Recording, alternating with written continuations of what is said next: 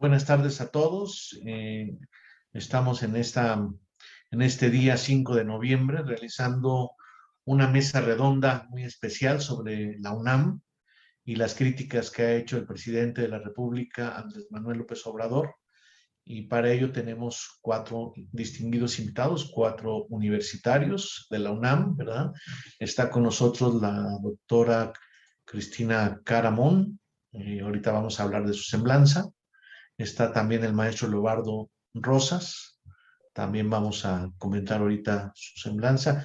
La doctora Cristina Caramón es del CCH Vallejo.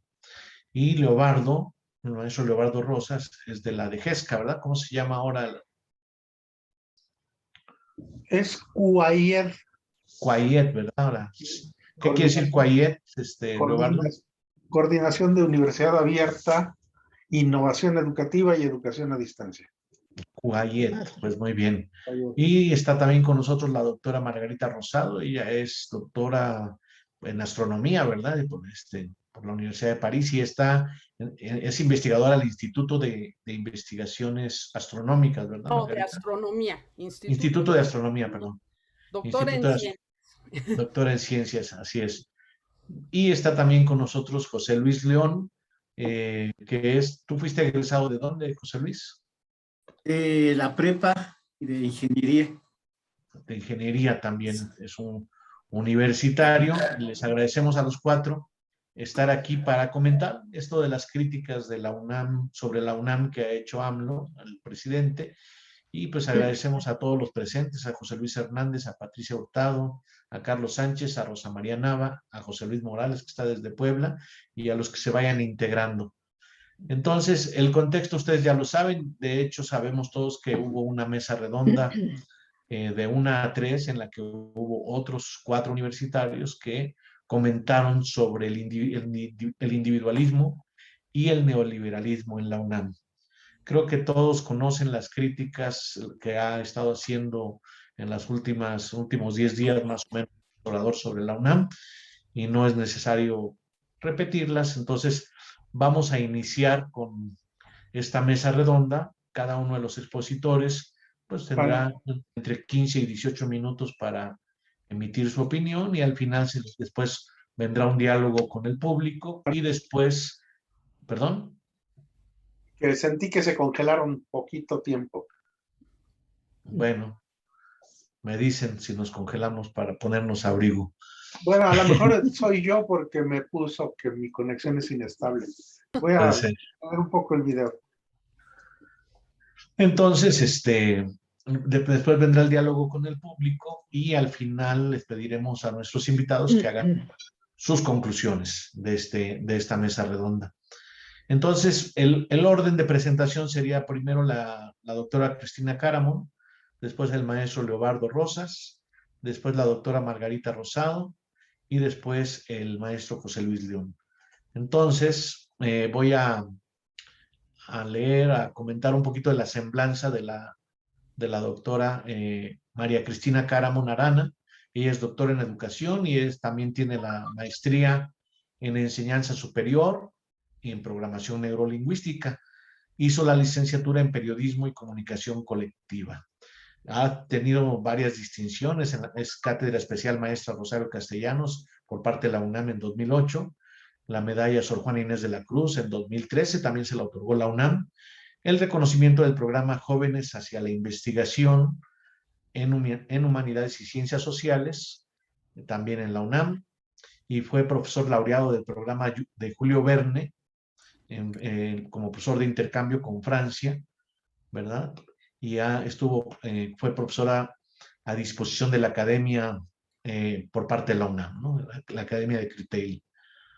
Ella pues ha publicado muchos artículos, ha sido coautora de varios libros.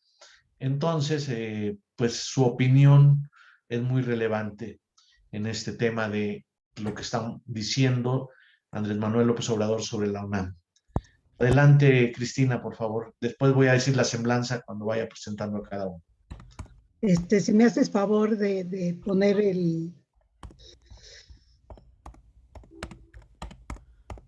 ¿O lo vuelvo a poner?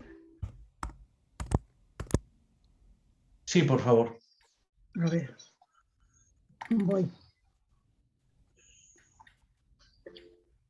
Ya está. Sí, ¿verdad? Sí, nada más hay que hacer funcionar la presentación para que se amplíe y se pueda ver muy bien, sobre todo en Facebook.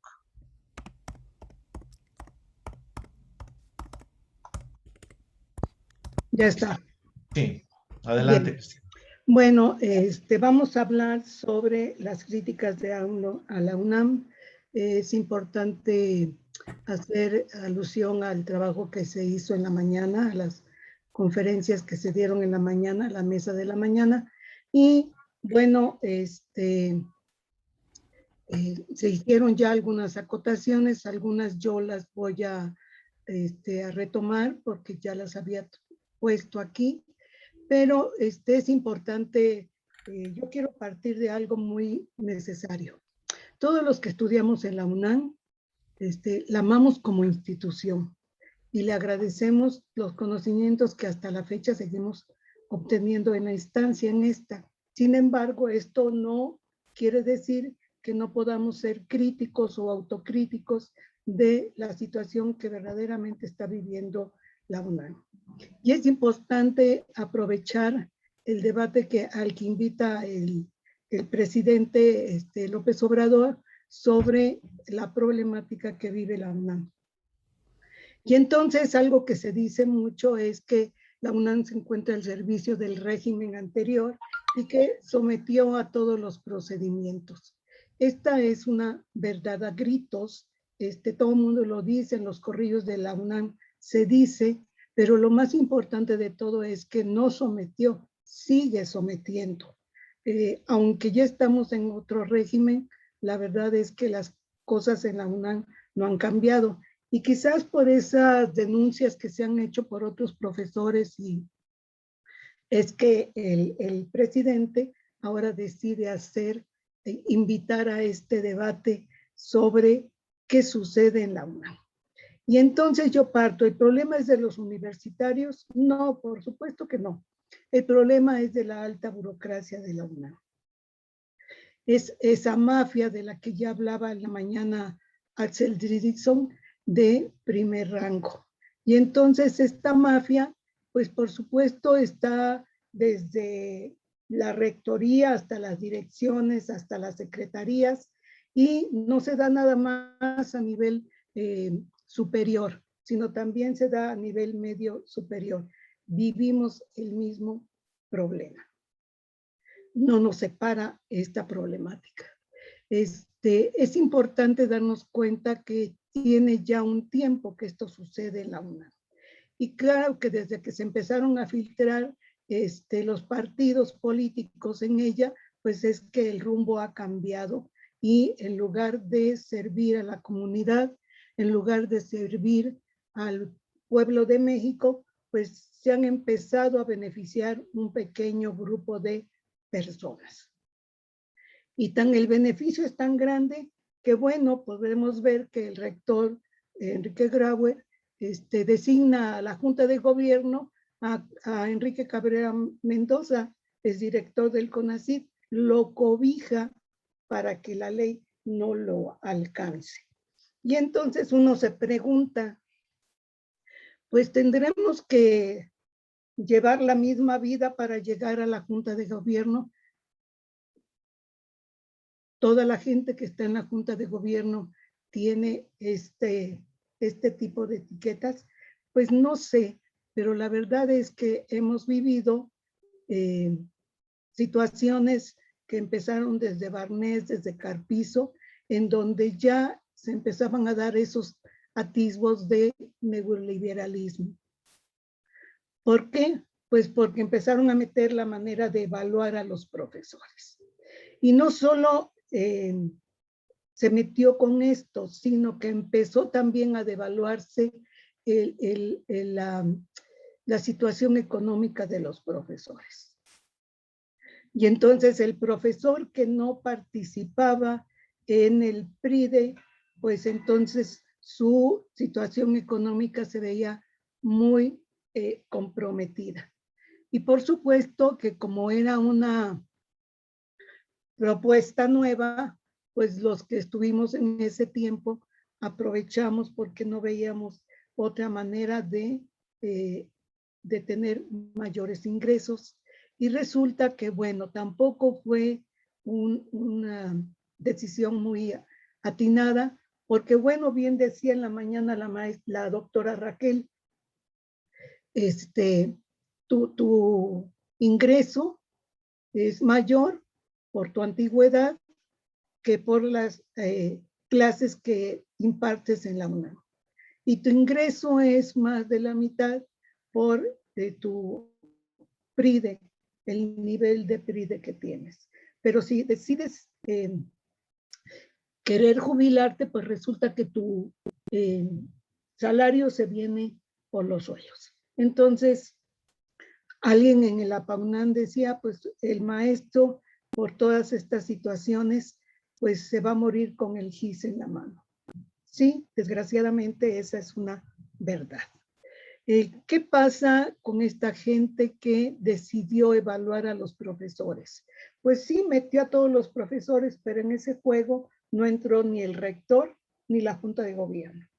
Y entonces, claro, se empezaron a ellos a combinar esto entre sus amigos, entre su familia, entre los cuates y por supuesto con toda aquella gente que seguía sus intereses. ¿Por qué? Pues porque algún día me va a tocar a mí y entonces yo necesito estar en este lado del grupo. Y recuerdo que estando en ese lado del grupo, pues mucha gente decidió ir a ese lado del grupo. Y cuando nosotros hacíamos grupos de trabajo en el CCH, recuerdo que hice 2 muy grandes, nos detuvieron muchos de los proyectos y no avanzaron nunca, es más, tuvimos serios problemas. Y recuerdo que en 2 ocasiones los profesores que estaban en este grupo mío me dijeron, Cristina, me voy del grupo porque tú tienes enemigos muy poderosos y yo quiero avanzar. Y entonces, bueno, uno entiende que verdaderamente hay gente que no quiere quedarse en la lucha, en la nada, porque están dispuestos a avanzar. ¿Qué quiere esta gente? ¿Gente preparada? No, por supuesto que no, no les interesa. Ya lo decía también Axel en la mañana, ponen de directores a la gente menos capacitada. Es solamente la gente que accede a sus intereses. Y por supuesto, cuando no se accede no tienes cabida en ningún lado dentro de esta élite de burocracia. AMLO hace una invitación, es cierto, porque todo el mundo le pide que intervenga más. Sin embargo, él hace una invitación, dice, la UNAM tiene que reformarse, cierto. Pero y entonces la reforma, él dice, tiene que venir desde dentro. Y tiene toda la razón del mundo. Tiene que venir desde dentro y corresponde a los universitarios hacerlo. Yo quiero partir de un dato más interesante. Axel en la mañana hablaba de la Ley General de Educación que acaba de ser promovida, ahora publicada el 20 de abril en el diario oficial.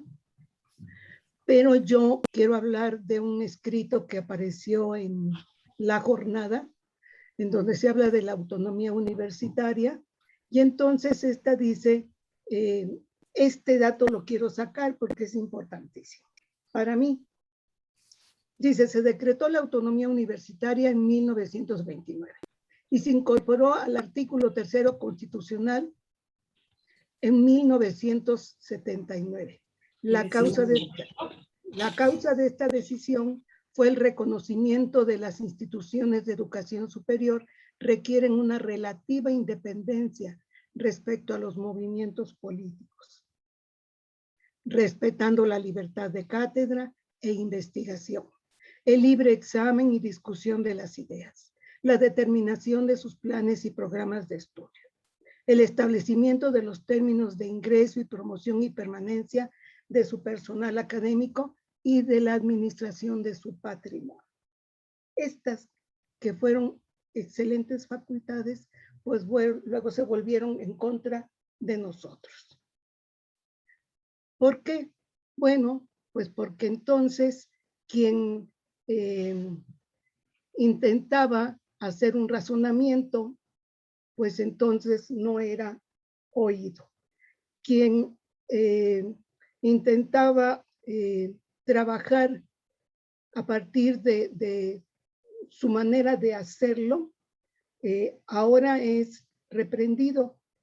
Cuando menos yo hablo del nivel medio superior, ya no se respeta la libertad de cátedra, ahora se tiene que seguir el programa tal y como está estipulado. Si a alguien se le ocurre salirse de esa propuesta, entonces es señalado, es aprobado, pero aprobado con observaciones, y entonces todo esto va deteniendo el proceso de los profesores.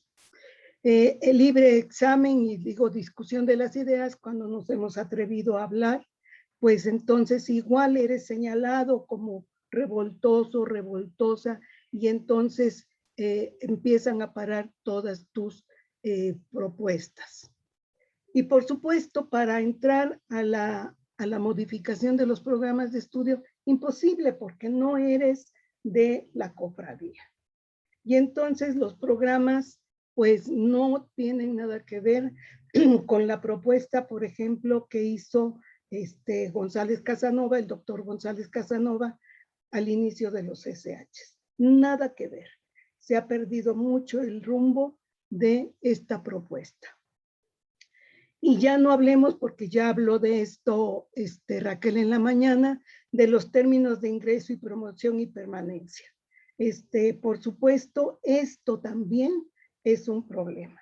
Ingresan los que se alinean hacia ellos, hacia su derecha, son promovidos los que igualmente no les presentan obstáculos, y por supuesto, pues ya vimos con las declaraciones del presidente que el patrimonio pues ha sido desviado. Y entonces, bueno, todas estas que son facultades pues han servido para un grupo minúsculo de la universidad. Ese grupo minúsculo de la universidad, yo a veces me preguntaba por qué no podemos contra ese, si somos tantos universitarios, si muchos queremos el cambio, ¿por qué no podemos hacerlo? Hoy abre esta puerta el presidente y nos dice: actúen universitarios, actúen. Y yo paso a otro punto importante también, un escrito en la jornada, y habla de el silencio de la UNAM. Pero el silencio de la UNAM está relacionado con los libros ocultos de la UNAM.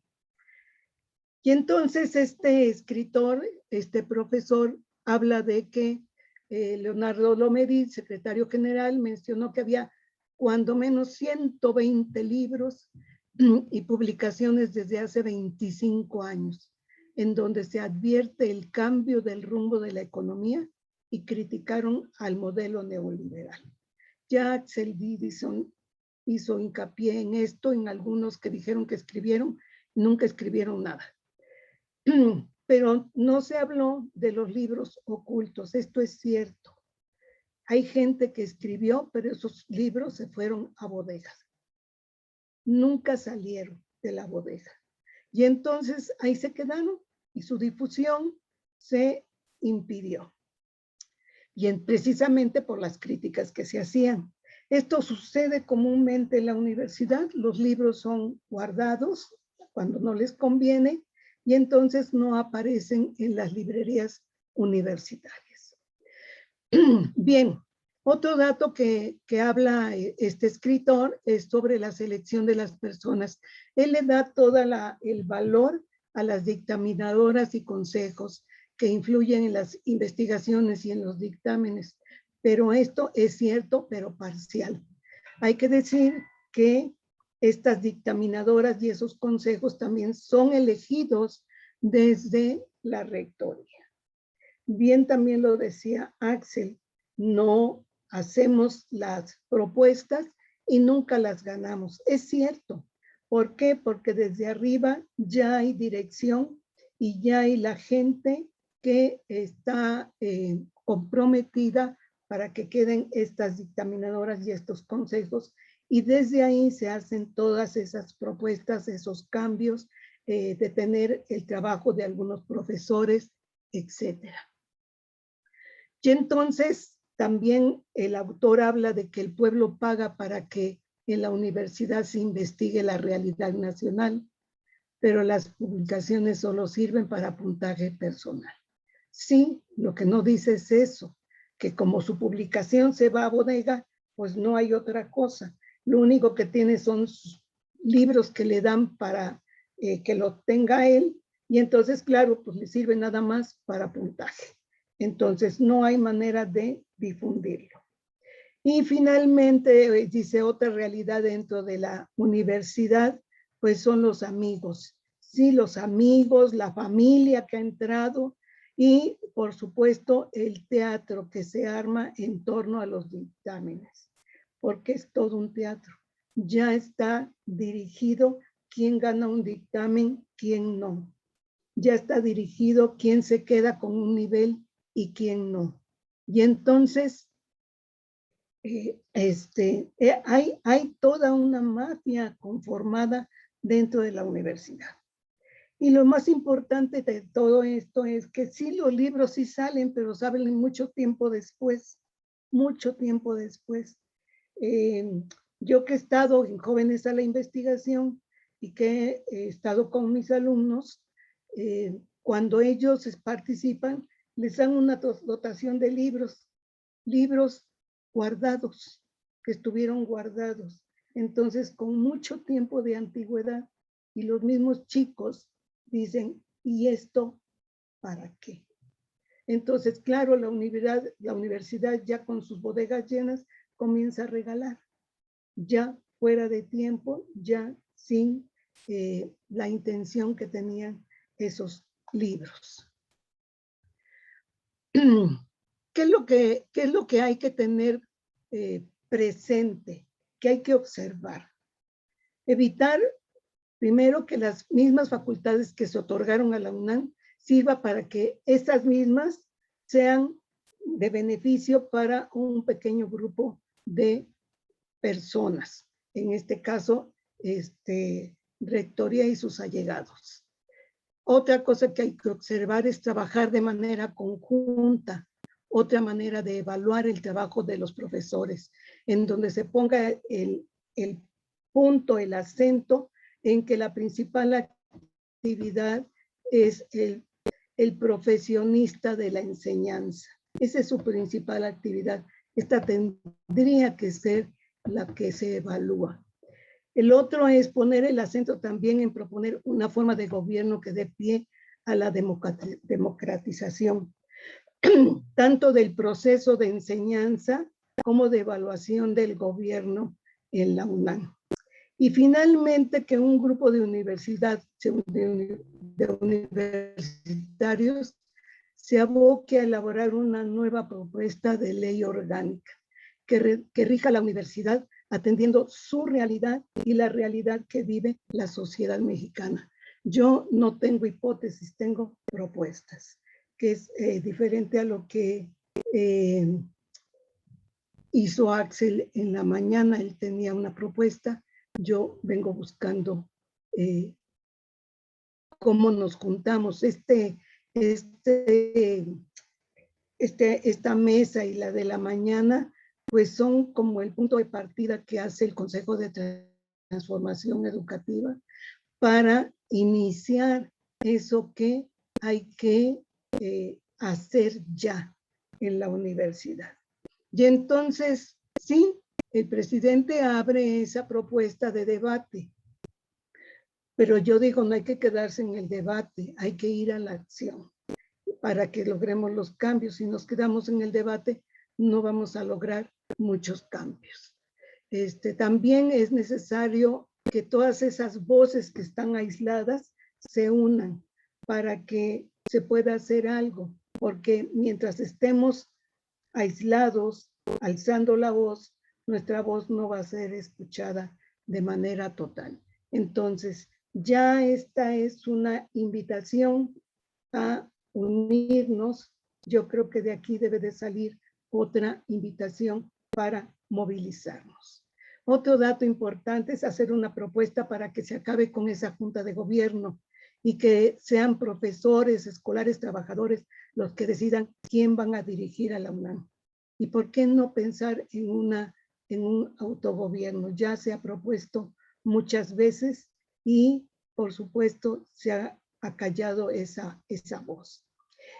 Pues solamente de esa manera podemos acabar con esa mafia. No vamos a hacerlo si no somos cuidadosos, si hacemos ese cambio, si no somos cuidadosos, podemos entrar en otra. Entonces tenemos que tener mucho cuidado con lo que se haga.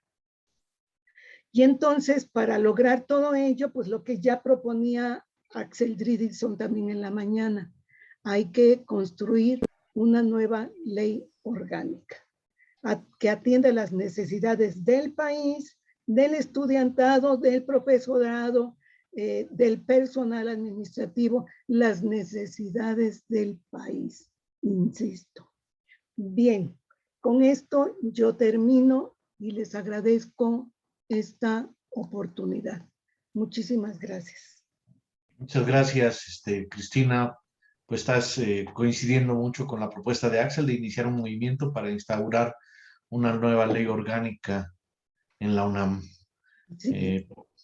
Muy interesante, y le vamos a dar la palabra ahora a Leobardo Rosas. Voy a leer su semblanza. Él es académico en la Dirección de Proyectos de Transformación Digital de la Coordinación de Universidad Abierta, Innovación Educativa y Educación a Distancia en la UNAM. Es psicólogo egresado de la FES Iztacala, UNAM. Estudió maestría en Metodología de la Ciencia en el POLI y en Pedagogía en la UNAM. Tiene 2 maestrías. Tiene experiencia en procesos de elaboración, evaluación y cambio curricular. Participa como instructor y coordinador académico de cursos y diplomados sobre usos educativos de la computadora en Internet. Participa también o ha participado en proyectos de investigación sobre ecosistemas educativos y prospectiva del sistema de universidad abierta y educación a distancia, relación de la educación con inteligencia artificial y con narrativa digital. Ha sido profesor también de talleres de tecnología educativa, es miembro de la Sociedad Mexicana de Cómputo Educativo, la SOMESE, miembro de la Asociación Mexicana de Alternativas en Psicología, la MAPSI, gestor internacional de la Red Internacional de Investigación y Gestión del Conocimiento, RIGES, en el ámbito tecnologías abiertas y tecnologías de la información y la comunicación. Es distinguido integrante del Consejo Nacional de Transformación Educativa, que es quien convoca a esta mesa redonda, y tiene como áreas de interés pues los dispositivos y artefactos sociales, narrativas transmedia en educación, estrategias educativas emergentes. Adelante, Leobardo.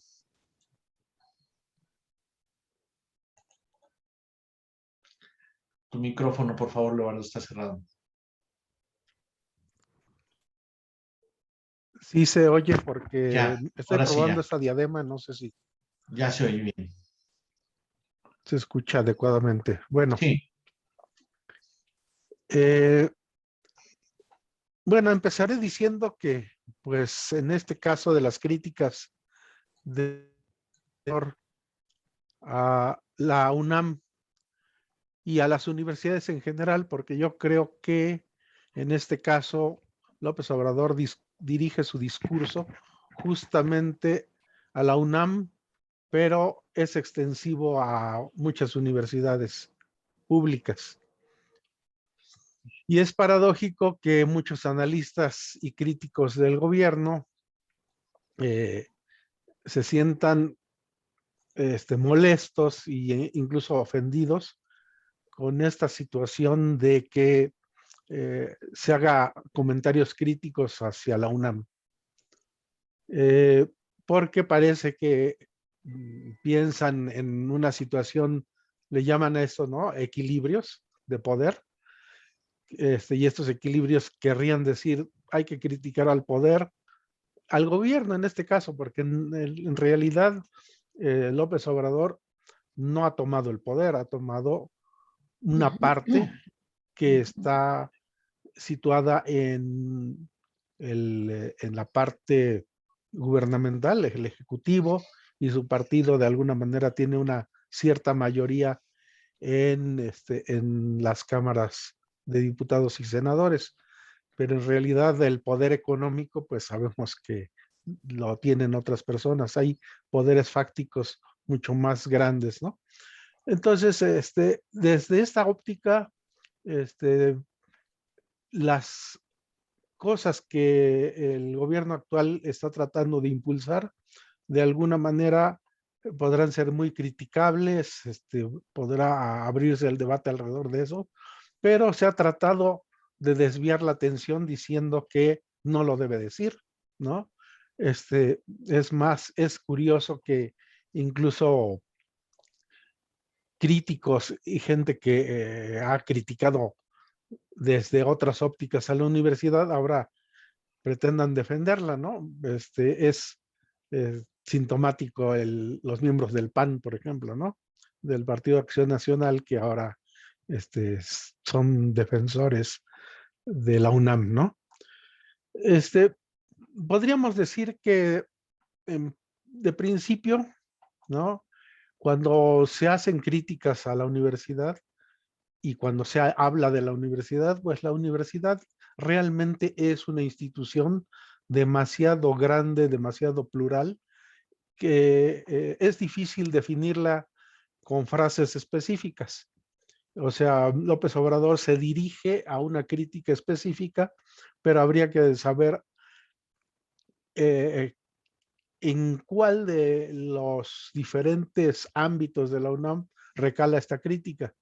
Porque podríamos decir que al menos hay 3 grandes bloques en los que podemos nosotros encontrar a la universidad, a la UNAM sobre todo, ¿no?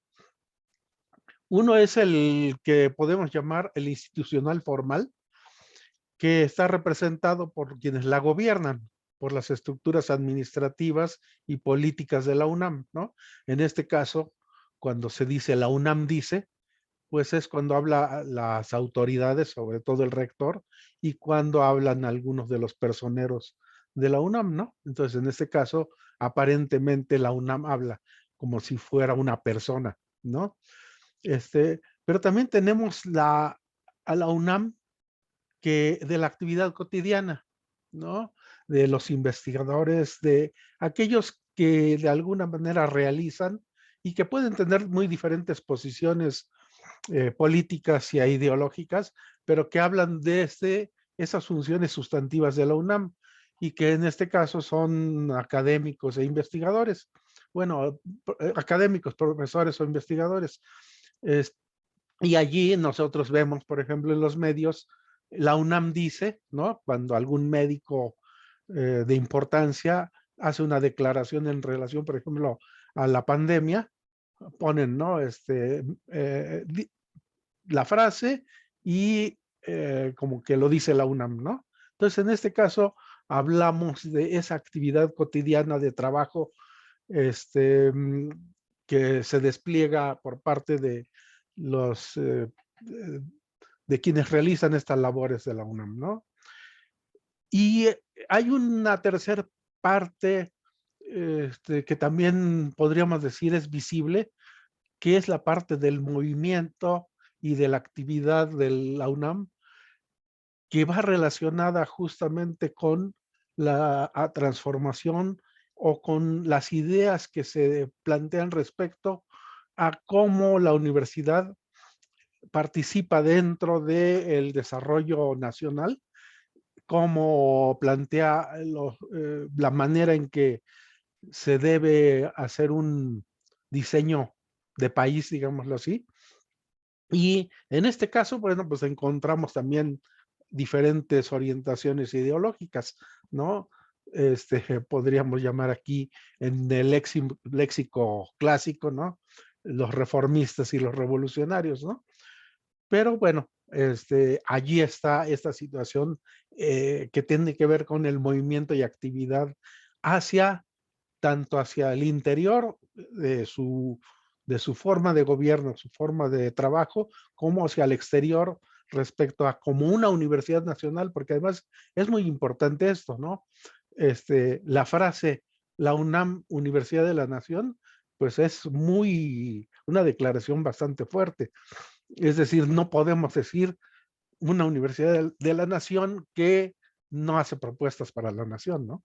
O sea, allí hay un movimiento fuerte, ¿no? Y hay una posibilidad de hacer planteamientos, ¿no? Podría haber otras maneras de ver a la UNAM, ¿no? En realidad es muy rico la manera en que podríamos ver por las cuestiones, por ejemplo, de tipo científico, profesional, humanístico, filosófico, etcétera, y todas las perspectivas de la futurología o de las topías que pueden ser las utopías, las distopías, las retrotopías, etcétera, ¿no?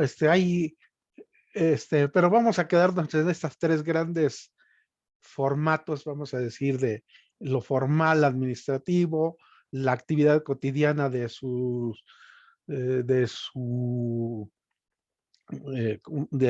funciones sustantivas y esta cuestión del movimiento de su gente respecto a el modelo de país que se quiere plantear, ¿no? Y bueno, también habría que hacer un apunte importante, ¿no? Claro, las tres grandes críticas que el presidente López Obrador ha lanzado, o más bien se han centrado para los medios en la parte ideológica y educativa, ¿no? Esto de que se volvió conservadora, se volvió individualista o que pierde su esencia de formar profesionales en el servicio del pueblo o en beneficio del pueblo, ¿no? Pero hay la otra que como que le rehuyen, ¿no? Que es la parte de la estructura administrativa y política de la UNAM, ¿no?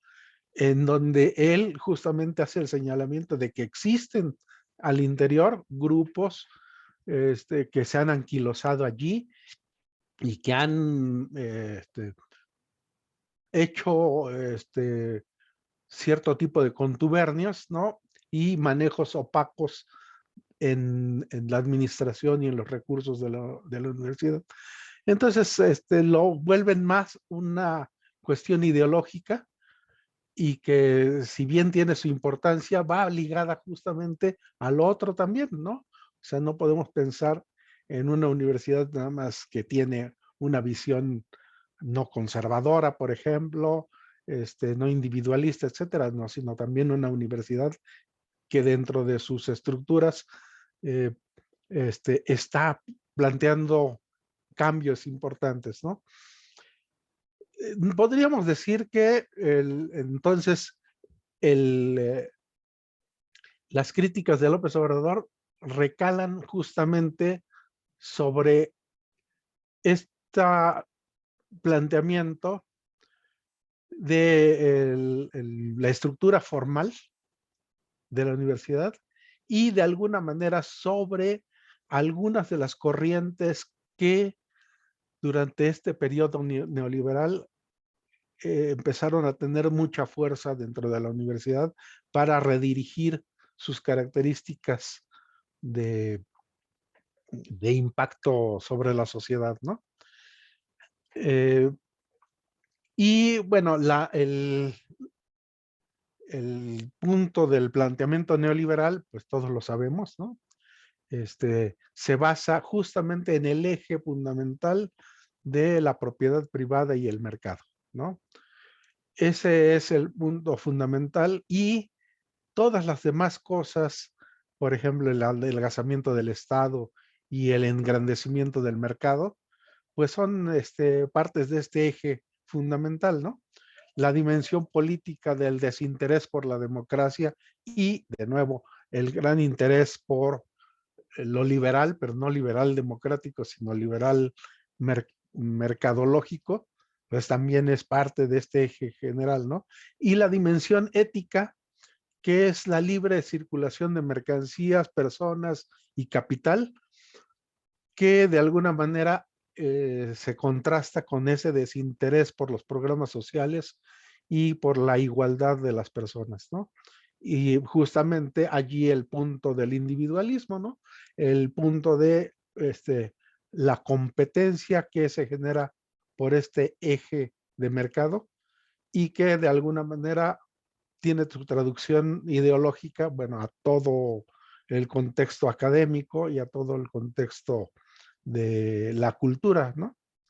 Que de alguna manera es doblegada al el rey o al monarca principal del mercado, ¿no?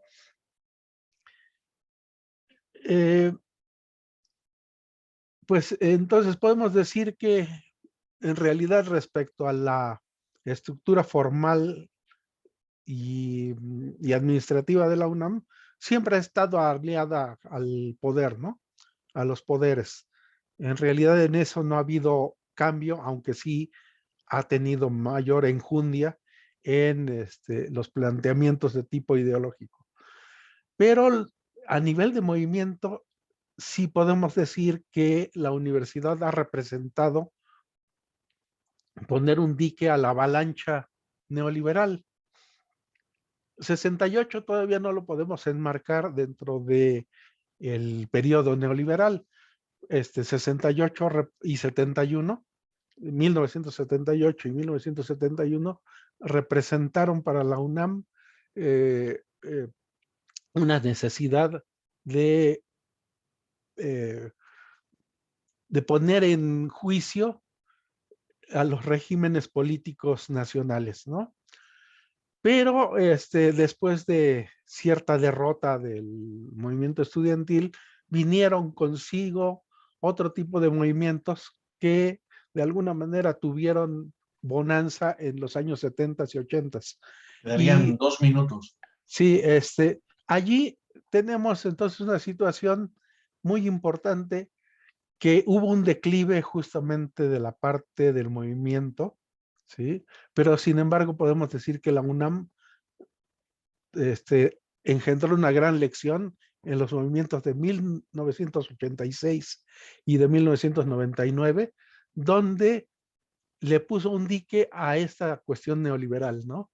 Entonces, aunque la universidad ha tenido cierto retroceso, ¿no? Podríamos decir que efectivamente, sin embargo, hay un proceso interno de movilización que permaneció vivo y que sigue vivo.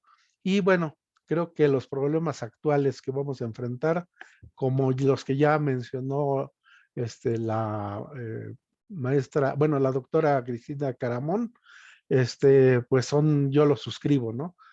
Tiene que haber un cambio en las estructuras de la universidad y creo que pues es importante esto que nos puso de alguna manera, que nos testereó, como dice López Obrador, para abrir la discusión.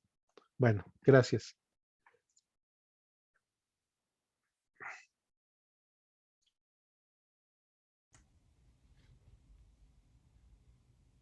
Creo que no te oigo yo. No te oímos, Marco. Sí, gracias, Leonardo. Estaba cerrado mi micrófono. Digo, interesante estos grupos, ¿no? Que planteas la parte de las mafias y la parte de la academia, de los profesores, de los estudiantes, y la suscripción también del proyecto de transformación a partir de esta provocación de López Obrador, ¿no? Y habría que ver si neoliberalismo es algo diferente de capitalismo o es parte del capitalismo y si solamente realmente es este periodo, ¿verdad? Pero bueno, vamos a darle la palabra a la doctora Margarita Rosado, previa lectura de algunos datos de su importante semblanza curricular, ¿no? En la Margarita Rosado, pues es física, egresada de la Facultad de Ciencias de la UNAM y realizó maestría y doctorado en ciencias también, dice doctorado de Estado en ciencias en astrofísica en la Universidad de París, tanto en su licenciatura como en maestría y en doctorado, obtuvo mención honorífica. También realizó un postdoctorado en el Observatorio de Marsella, también en Francia. Es investigadora titular C en el Instituto de Astronomía de la UNAM. Es definitiva, desde luego, con estímulos de la más alto nivel, PRI de D, y además tiene el tercer nivel, el más alto, en el SNI, en el Sistema Nacional de Investigadores. Fue también jefe de departamento de astronomía galáctica y planetaria y del de astronomía observacional del Instituto de Astronomía. También ha sido miembro del Consejo Interno del Instituto de Astronomía y también representando a este instituto en el Consejo Universitario y en el Consejo Académico Auxiliar. Ha sido miembro de comisiones dictaminadoras y fue miembro también de la Comisión Dictaminadora del Sistema Nacional de Investigadores. Fue galardonada con el reconocimiento Juana Ramírez de Asbaje por la UNAM. Tuvo la presea internacional al mérito científico del Colegio de Formación Profesional Técnica del Estado de México y también el reconocimiento, dice, del Soberano Consistorio 38ª, 10ª Legión. Y bueno, ha tenido una gran trayectoria como académica desde que fue fundadora en el CCH y Vallejo. Ahí empezó su carrera como docente y pues imagínense que si fue fundadora del CCH Vallejo allá en 1972, pues está ya cerca de los 50 años de antigüedad y se ve muy joven, ¿verdad? Muy bien, pues adelante, Margarita, ¿qué opinas tú de estas críticas de López Obrador con respecto a la UNAM? ¿Cómo las ves? Bueno, buenas tardes a todos, buenas tardes Marco y demás panelistas y al público interesado en esta cuestión. Yo estaba muy joven cuando fui fundadora del CCH Vallejo. De hecho, no terminaba todavía la carrera cuando eso sucedió y tenía alumnos más grandes que yo. Sobre todo el grupo de la noche, que era de gente trabajadora. Y fue una experiencia interesante de González Casanova, que desde el principio,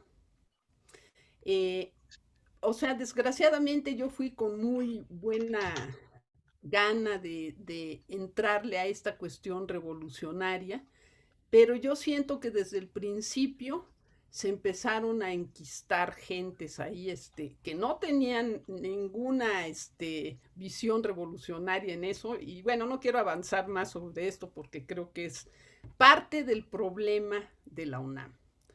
Yo tengo atrás de mí el telescopio de 2 metros del Observatorio Astronómico Nacional. La UNAM es depositaria del Observatorio Astronómico Nacional y le da servicio a cualquier astrónomo mexicano. Entonces, es una labor que realiza la UNAM dando servicio a cualquier astrónomo nacional. En el internet que usamos, bueno, yo quiero decir que soy orgullosamente Puma, como ya lo dijo Marco, ¿no? Y hice, bueno, mi carrera ahí y pues sigo trabajando ahí. El internet con que gozamos ahorita en esta sesión Zoom se inició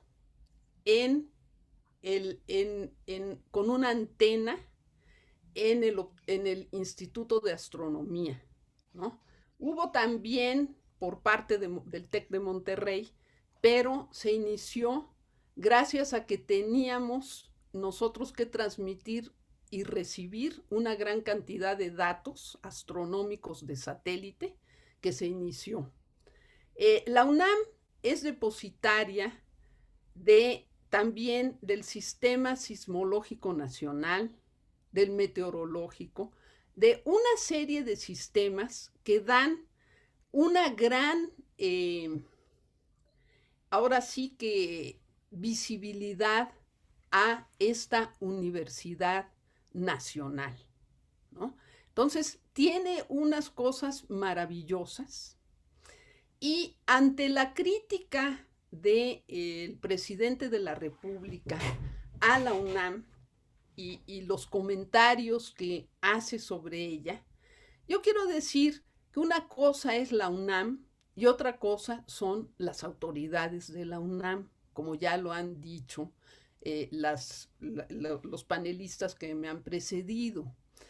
Yo creo que en general los mismos panelistas como yo, como tú, Marco, y como los universitarios que trabajamos en la UNAM o que salimos de la UNAM, reconocemos y seguimos dando lo mejor por esta universidad.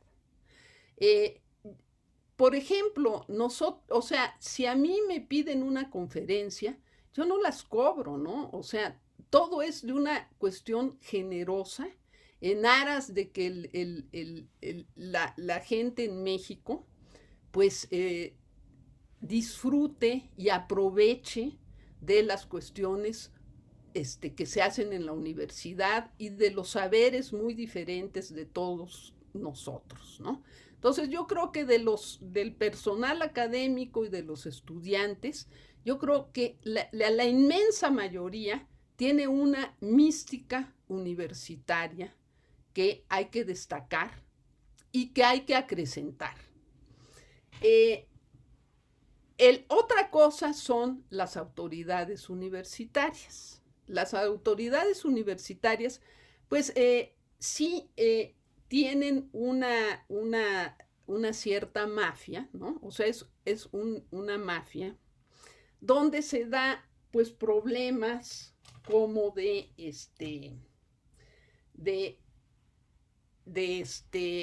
control, o sea, tratan de controlar todo y muchas veces en contra del nivel académico, ¿no? Un proyecto puede ser muy bueno, pero si no lo está suscribiendo uno de mis cuates, hijos, pariente de algún exrector, etcétera, alguien que esté de la mafia, de preferencia de nombre extranjero, entonces no lo aceptan, aunque sea una maravilla, ¿no? Y por el contrario, pues ya justamente estos hijos, nietos, ahijados o lo que sea, que ya no son tan brillantes como probablemente lo fueron los iniciales en esto, son los que tienen los puestos, ¿no? Si nosotros hablamos de ingreso y promoción y todo, finalmente, por más estructuras colegiadas y democráticas, entra el que quiere el director, ¿no? O sea, quién sabe cómo le doran la píldora a todo, pero finalmente va quedando el que querían desde el principio, ¿no? Y entonces, igual pasa con la promoción y, bueno, ni qué decir con los premios y las direcciones y demás, ¿no? Entonces, en ese sentido, a mí sí se me hace, o sea, yo entiendo esta cuestión de querer reformar la ley orgánica, pero no me queda muy claro que vayamos a ganar algo en eso, porque siempre son súper hábiles para voltear la tortilla y seguir quedando, ¿no? Entonces, y si no lo logran de esa manera, pues hay que ver el otro aspecto de la moneda, que son los porros, ¿no? Que de hecho fue una de las razones por las cuales me salí del CCH, bueno, la otra porque ya me iba a estudiar a Francia, pero salen financiados por alguien que quiere controlar, ¿no? Y entonces eso es increíble que sigan habiendo estos casos, ¿no? Entonces, otra cuestión que es importante discutir es la opacidad que hay en la UNAM, la falta de transparencia. O sea, yo que he estado en el SNI y he pedido proyectos CONACYT, si uno puede ver en la página del CONACYT cuál es la comisión evaluadora de tales proyectos, etcétera. Eso no sucede en la UNAM con los dichosos estímulos y demás, ¿no? Entonces, es súper, solo lo sabe justamente pues esa mafia, ¿no? Para poder influir, me imagino que de esa manera, ¿no? Y luego esta opacidad, yo estando en consejo universitario, es imposible sacar del presupuesto general de la UNAM la parte que se llevan los bonos para justamente los dirigentes, que sabe uno, hay esta leyenda urbana de que si se portan bien le dan un bono a alguien o aparece con su coche de último lujo y demás. Bueno, es imposible desglosarlo porque lo meten en los salarios del personal académico, etcétera, y entonces no se puede saber de cuánto se está hablando, ¿no? Entonces, esta cuestión de la opacidad es importante. Y luego, bueno, aquí este problema entre AMLO y la UNAM, bueno, han habido pues varios chismes al respecto, ¿no? Que si le dijo al rector que abrieran la matrícula y que entrara todo mundo, cosa que ni en la UACM sucede, ¿eh? La UACM, acordémonos, fue creación de López Obrador cuando fue gobernador de la Ciudad de México. Es una iniciativa interesante, importante, muy diferente a estas pequeñas universidades muy locales, con una matrícula de 15 o de 20 que está tratando de poner en diferentes lugares de la República. Y entonces, bueno, hay esta idea de que le pidió al rector de que abriera la matrícula y el rector no quiso por la cuestión de la calidad académica. Yo en ese sentido sí estoy de acuerdo con esto, porque a mí me ha tocado ver cuando se abre la matrícula y tienes grupos de 100 o 200 estudiantes y que no aprenden nada. O sea, la idea no es que todo mundo crea que ya entró en la universidad, sino la idea es que la universidad sirva para algo, ¿no? Y entonces, si se quiere, como se debería, tener más matrícula, pues se deben de crear nuevas universidades grandes y contratar a más personas. Entonces, eso yo creo que por parte del gobierno, eso se debería de hacer. Crear más universidades y contratar a toda esa bola de chavos que luego están desempleados,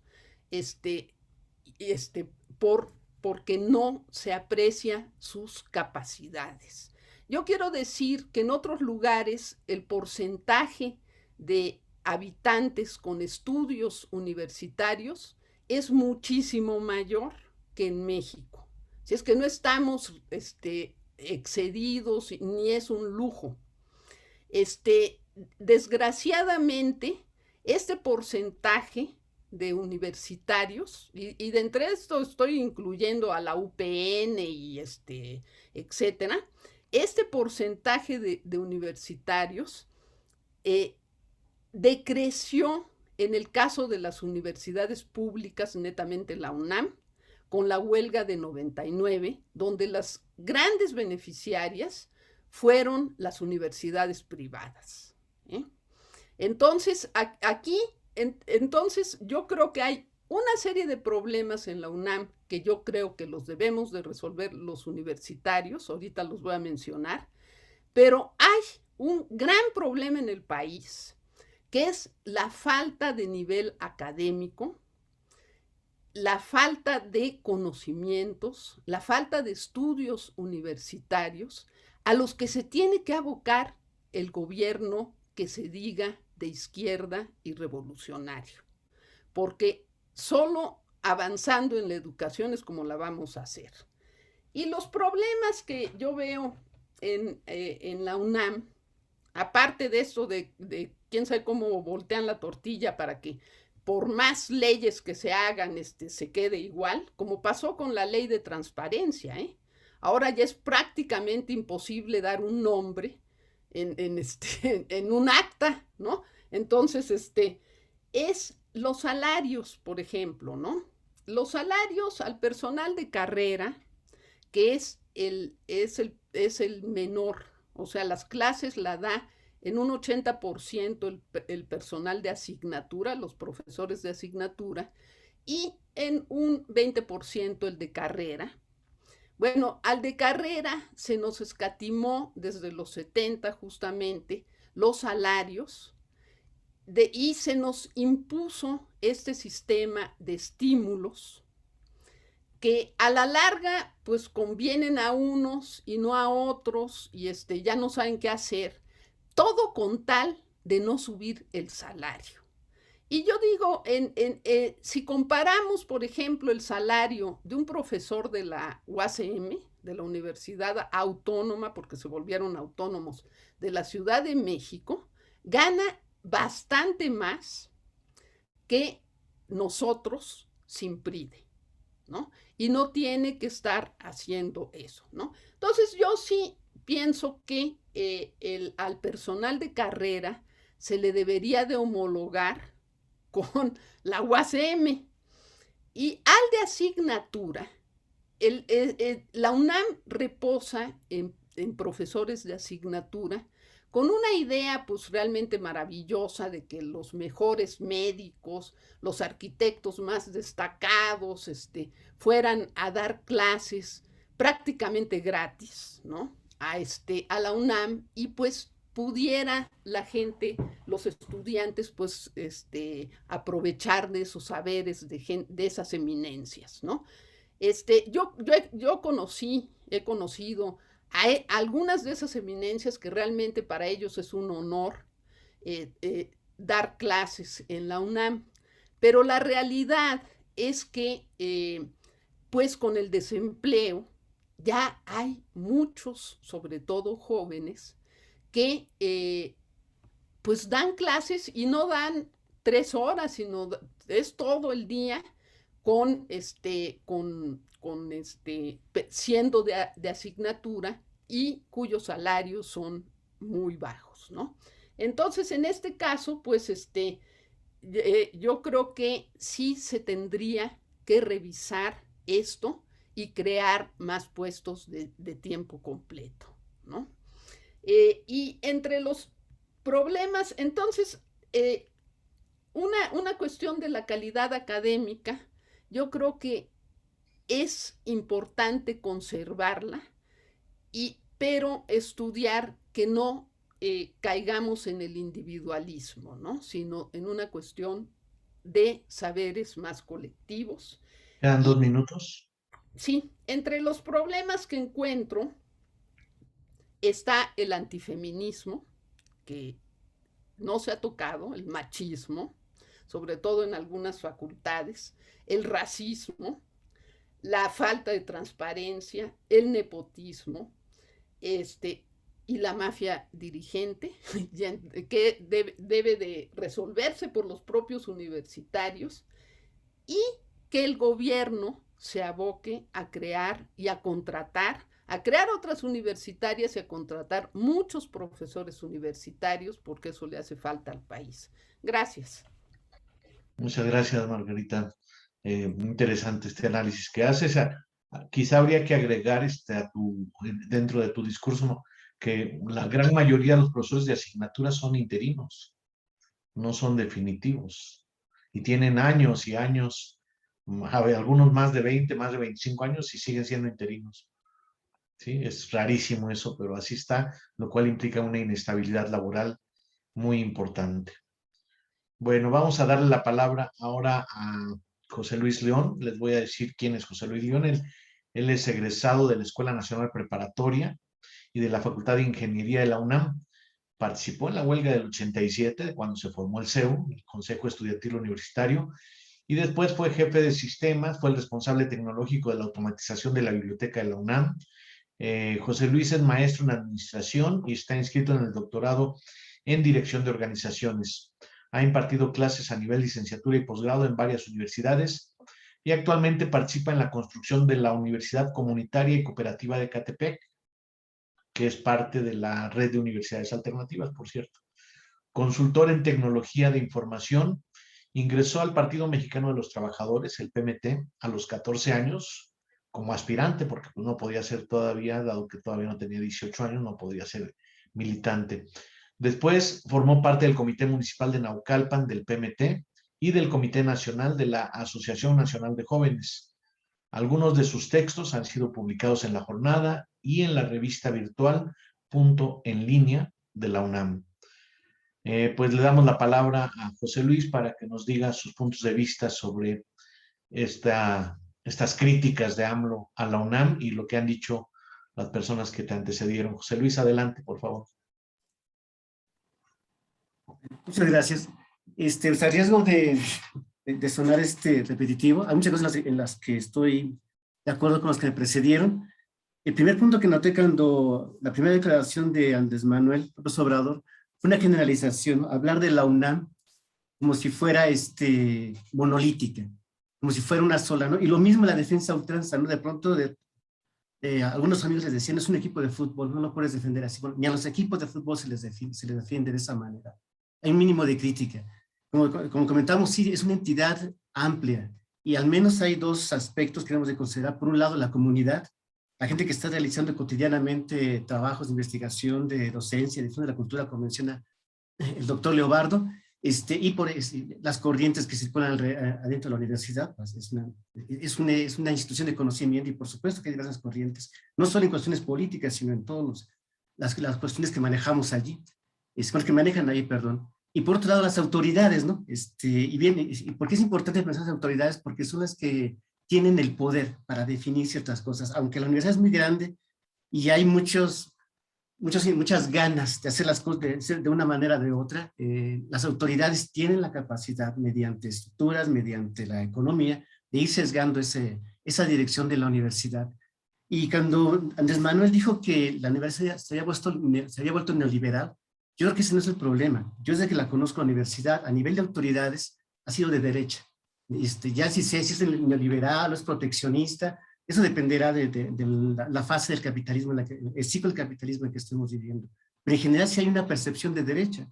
Yo cuando conocí la universidad, tenía un rector, con modos priistas, inauguró la Prepa 3 en obra negra, como se estilaba en el PRI, para poderse salir del rectorado con una obra más en su cuenta. Recuerdo haber tomado mi primera clase en Prepa 3 de pie, en enero, no en octubre, sino en enero, porque entonces se pudo entrar. No había ni siquiera bancas, no había maestros, por toda la premura que se han hecho las cosas. El siguiente rector tenía sus hijos en una escuela privada. Ese era el nivel de compromiso que existía hacia la universidad, y por esas épocas empiezan los anuncios para los profesionistas, solicitan ingenieros, licenciados, en los que se aclaraba no UNAM, no IP. Esa es la cometida hacia la universidad. Bien, después de eso viene la crisis económica. Bueno, ya había empezado con esto López Portillo, pero revienta con Miguel de la Madrid. Tenemos una inflación galopante, un problema de crisis económica en el gobierno, de presupuestal, y la UNAM pues es parte de ese asunto, ¿no? Entonces, me recuerdo muy bien que en la universidad de pronto no había computadoras para que hiciéramos práctica los futuros ingenieros en computación. Llevo uno a ver a una cuestión en la dirección, y la secretaria del director tiene una computadora más poderosa que la que teníamos para hacer prácticas.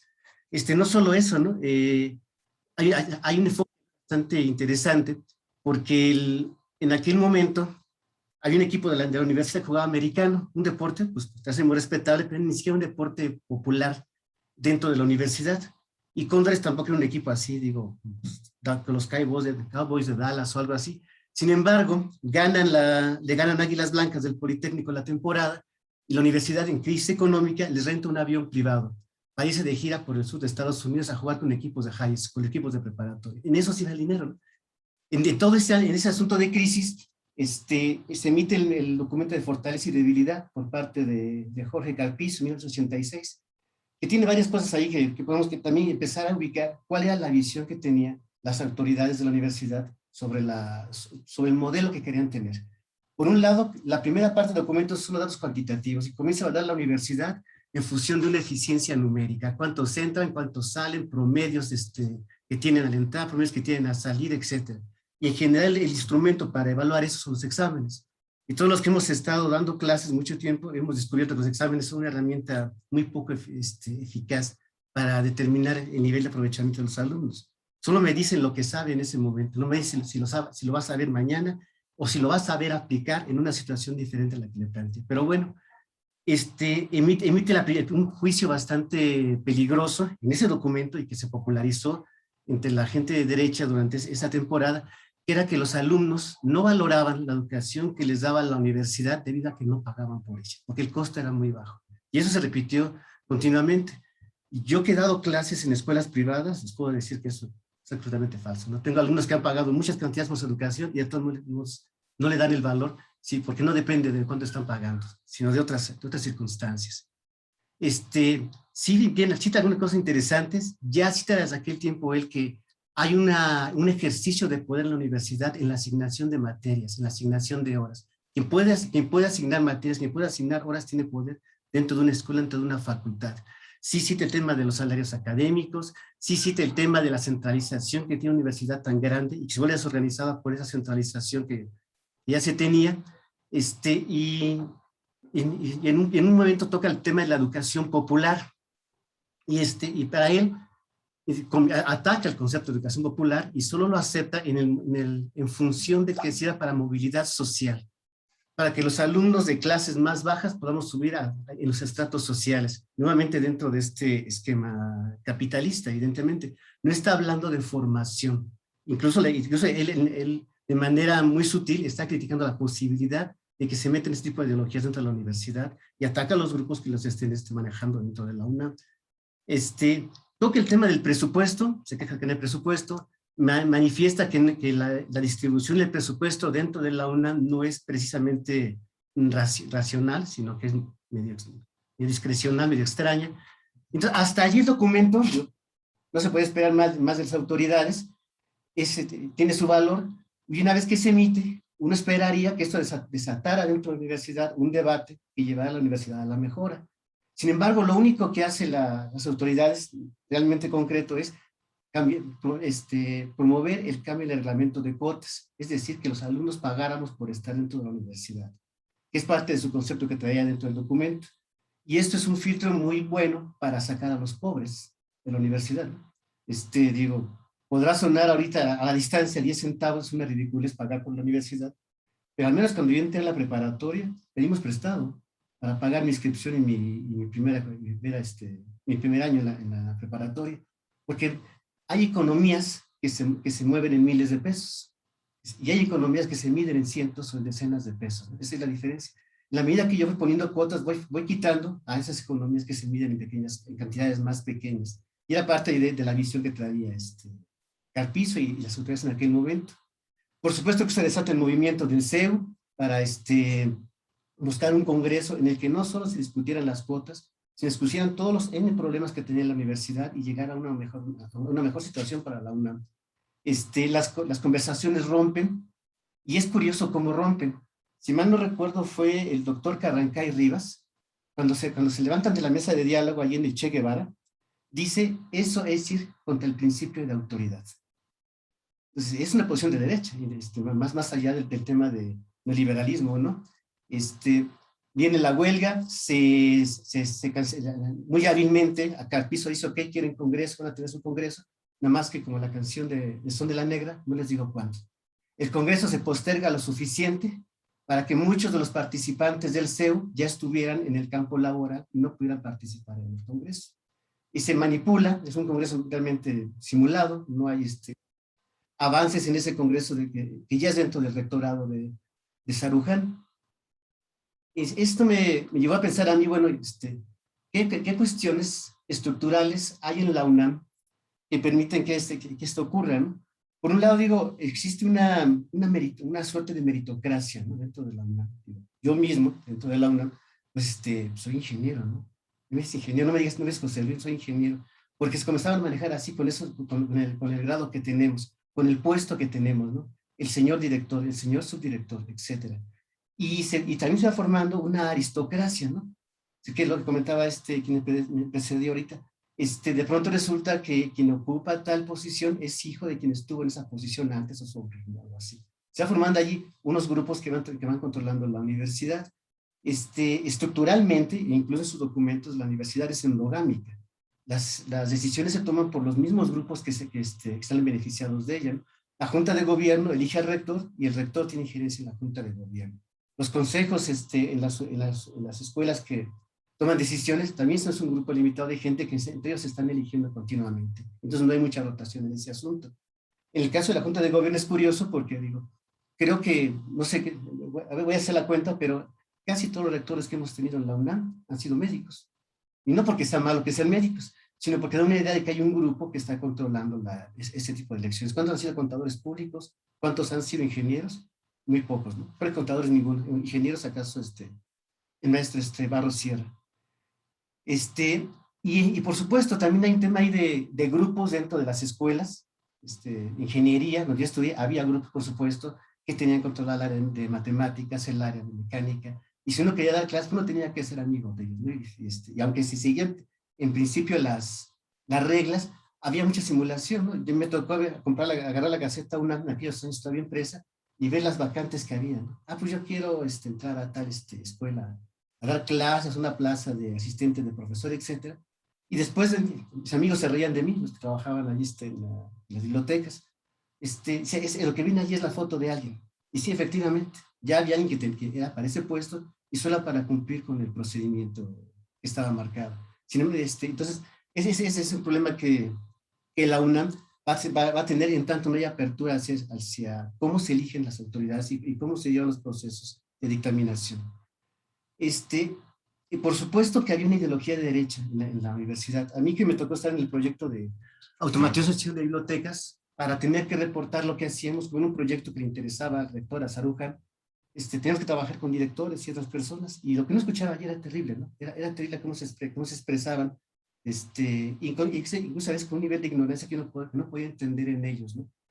Cuando en aquellos años salió una encuesta sobre el nivel con el que salían los alumnos de la secundaria, y lo primero que hizo una directora de un instituto de la UNAM fue decir que por eso ya estaba en contra del pase automático, ¿no? Yo me quedé pensando, pues que no hay pase automático en la secundaria, en la prepa, ¿no? El pase reglamentado es de preparatoria y de CCH a la facultad. Sin embargo, así lo extendía, ¿no? En ese clasismo, ¿no? De ver hacia la gente pobre, a la gente que viene de otros lados mal. Machismo, por supuesto. Por supuesto, yo estuve en ingeniería, ¿no? En ingeniería, una chica no podía ir de vestido porque le comenzaban a chiflar, a gritar y miles de cosas. Y esto todavía ocurre.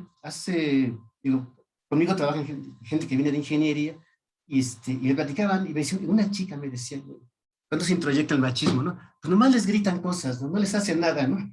Todavía en pleno 2020 sigue ocurriendo eso, y uno de los chavos que trabajan conmigo me dice, es que no fui a clase porque había feminazis en la Facultad de Ingeniería cuando pusieron los tendederos por los acosos sexuales a las chicas. Sí, y ese se sigue reciclando porque así era desde entonces, y hay un juego por ahí interesante. Yo recuerdo desde siempre, desde aquellos años, que había un cambio de posiciones, ¿no? Entre el PRI, entre la gente del gobierno a través del PRI, y la gente que estaba en la universidad. El rector que estaba en ingeniería cuando yo ingresé, se salió para entrar a comunicaciones y transportes o a Pemex, no me acuerdo qué puesto había de ocupar. Y ya no hablar de Soberón, de Narro y otros que han ido a ocupar posiciones en el gobierno. Entonces, si eso no es una cuestión de derecha, pues no sé. Luego, bueno, a mí me tocó también el tema de los bonos, los estímulos académicos y todo ese rollo, ¿no? Que era la manera en que uno podía medio ir incrementando su salario. Y se prestaba, por supuesto, a comenzar a haber cierta corrupción, ¿no? Entonces yo, como yo no tenía tiempo de escribir, yo escribí un artículo, yo podía, y llegaba y me decía, ponme de coautor. Y yo te pongo de coautor en el mío, y entonces ya tenemos 2 artículos, ¿no? Otra cosa que me tocaba era los congresos, y más en el ambiente de automatización de bibliotecas, que era muy pequeñito, en aquel tiempo poco desarrollado en México. Entonces veíamos al mismo tipo con la misma ponencia que había tenido el congreso pasado, ¿no? Y nomás le cambiaba el nombre, algo así, y iba sumando sus puntos para que le subieran el salario, ¿no? Y no había producción real de conocimiento, ¿no? Era una parte de las preparaciones que pasaban ahí. Y al final del día, pues el presupuesto de la UNAM pues, quedó sin manejarse adecuadamente. Para mí fue una sorpresa que en 1990 y tantos descubrir que una de las pocas partidas en la UNAM que no se podían mover era la de libros. Y era una novedad, era una cosa que había que agradecerle a Saruján, porque antes sí, yo pedía dinero para libros y lo cambiaba para comprar máquinas de escribir. Incluso cuando estuvimos en el proyecto de bibliotecas, teníamos que apurarnos a ejercerlo, a comprar las computadoras, a comprar todo, porque si no lo ejercíamos nos iban a quitar el dinero para usarlo para otra cosa, ¿no? ¿Para qué? Pues quién sabe. Esa era la manera que se manejaba ahí. Y por supuesto que eso afecta a la calidad académica, ¿no? De lo que estábamos ¿Quedarían 2 minutos? Ya me apuro entonces. En el tema de la calidad académica, muy rápido, pues la UNAM, lo dejo así con lo que dijeron los compañeros. En general en el país hay que entender que la calidad académica también es una forma de opresión de la clase trabajadora. Y mientras menos calidad les doy, su destino va a ser más de empleados, más de oprimidos. Hay una segmentación que se ha buscado de tener dirigiendo a la gente del ITAM, del TEC de Monterrey, en mandos medios universidades privadas de media gama y operando a la gente del Poli y de la universidad. Aunque bueno, también en las escuelas privadas yo he visto muchas escuelas patito y con nombres o marcas que tienen su valor. El desarrollo de la UNAM, incluyendo la autonomía, los modelos que se manejaron con el doctor Casanova, e incluso el permitir que gente proletaria pudiera entrar a la UNAM, no estaba en el diseño de la UNAM. Eso fue ganado con movimientos estudiantiles. Para eso señalaba mi tocayo José Semán hace ratito. La autonomía que tanto defiende hoy el PAN de la UNAM no se dio gratuitamente, sino por un movimiento. Y todo lo demás que ha pasado ha sido así. Debemos aprovechar el momento, particularmente la comunidad universitaria que están allá adentro, para tomar esto como un detonador, hacer una discusión y ver qué se puede mejorar en la UNAM. Sí, hay muchas cosas que hacer y pues qué padre que esto se esté dando. Muchas gracias. Muchas gracias, José Luis. Pues muy interesante esta narrativa que haces de cómo hacen estos giros, ¿verdad? Esta discriminación, este racismo, este machismo que se da todavía en la UNAM y que tiene que ver con una estructura vertical de poder todavía como pontificia, ¿no? Con esta parte de la Junta de Gobierno y de los que elige a todos los directores, 15 personas eligen al rector y eligen a todos los directores y los ponen en el Consejo Universitario. Un tercio del Consejo Universitario son los directores, que fueron puestos por 15 personas que se autoeligen entre sí, mientras eso no se mueva. Por eso decíamos que habría que impulsar una nueva ley orgánica donde no exista una Junta de Gobierno y aprovechar esta coyuntura para hacer un cambio, una transformación universitaria que no se quede en un reacomodo de afinidades de los priistas que salgan y que ahora se vuelvan morenistas y en lugar de prides haya morenodes, ¿no? Sería el colmo que nada más se cambiara de asignación. Entonces, ojalá y que esta coyuntura sí nos permita hacer una transformación esencial. Y por eso surgió este proyecto, esta idea de Axel, de crear una nueva ley orgánica que dice que la ley de educación superior que se aprobó en abril pasado hace que ya no lo tenga que ver la nueva ley orgánica, el Congreso de la Unión, sino que tendría que ser cuestiones de universitarios. Podría plantearse una nueva ley orgánica y hacer ahora sí un Congreso Universitario, porque pues si se lo dejamos al Consejo Universitario como está ahorita, pues probablemente no pase como quisiéramos, ¿no? Tendría que ser un Congreso Universitario. Entonces eso viene hacia adelante, podría darse este movimiento de transformación de la UNAM con implicaciones para todas las universidades del país y de otros países también. Ojalá que podamos lograr eso y no que en 3 años o 3 años y medio solamente veamos un cambio de grupo que controla la UNAM o ni siquiera eso. Bueno, se abre el diálogo para que los presentes en la sala hagan comentarios, preguntas a los expositores y pues veamos qué opinamos todos sobre estas críticas de AMLO a la UNAM. ¿Quién quiere hacer uso de la palabra? Y al final les vamos a pedir a nuestros invitados pues que hagan una conclusión para cerrar la mesa. ¿Alguien se anima?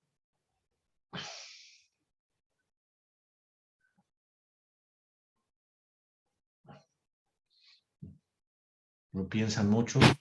No, no hay que pensarle mucho porque si no, ya no hablamos.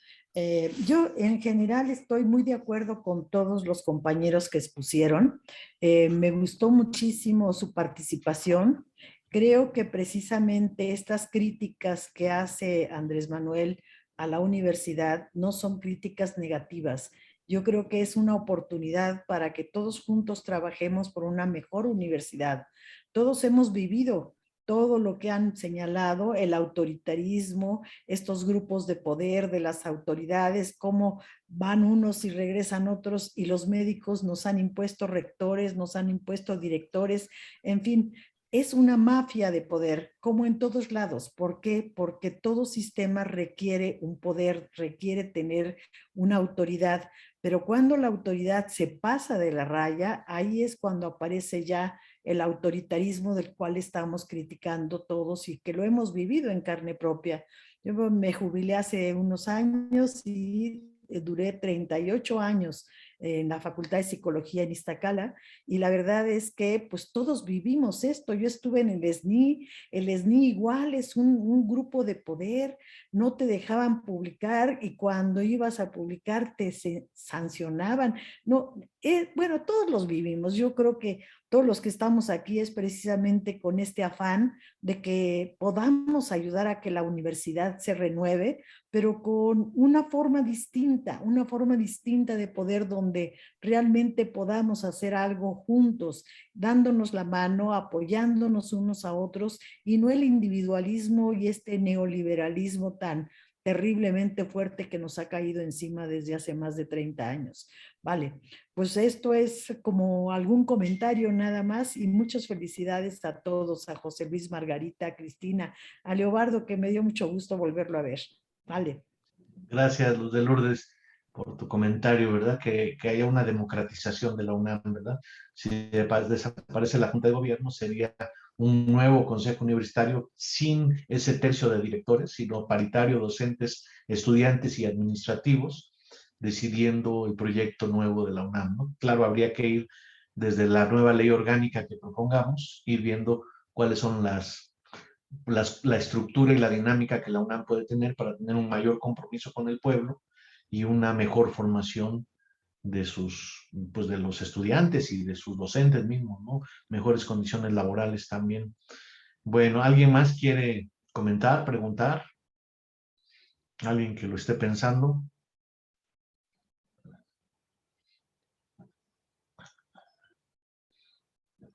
¿Lo piensan demasiado? A ver. Bueno, yo soy Fátima Lisbeth. Plaza. Sí. Soy Fátima, tu hija. Sí, Fátima. Bueno, yo no estudio en la UNAM, yo estudio en la UAM, en la Universidad Autónoma del Estado de México. Y pues con lo que fui escuchando y como pues he visto todo el panorama, se vive la misma realidad en la UAMX. Pues se tienen las mismas problemáticas, también pues prácticamente como las mismas oportunidades, de que en algunas cosas pues sí te apoya mucho la universidad. Pero de lo que me he dado cuenta es que, como comentaba respecto a lo del consejo, los alumnos pues no tenemos esa voz y voto realmente en el consejo universitario.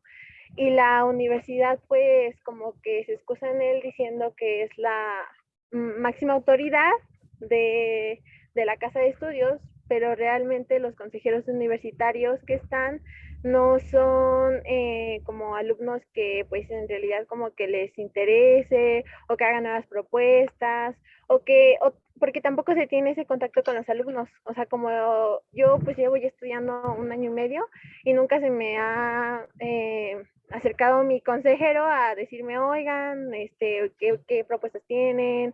O qué podemos hacer para impulsar más la universidad. Entonces tampoco se tiene como esa acercación con los alumnos y pues sigue siendo como lo mismo. Entonces, ¿qué se puede hacer como para que se una pues la UNAM con la UAM y pues otras escuelas que tengan la misma problemática? de universidades públicas. Sí, gracias, Fátima.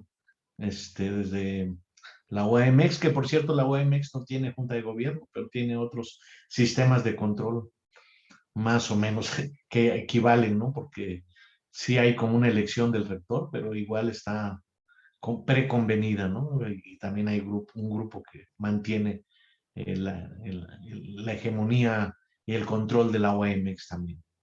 ¿Quién más quiere participar?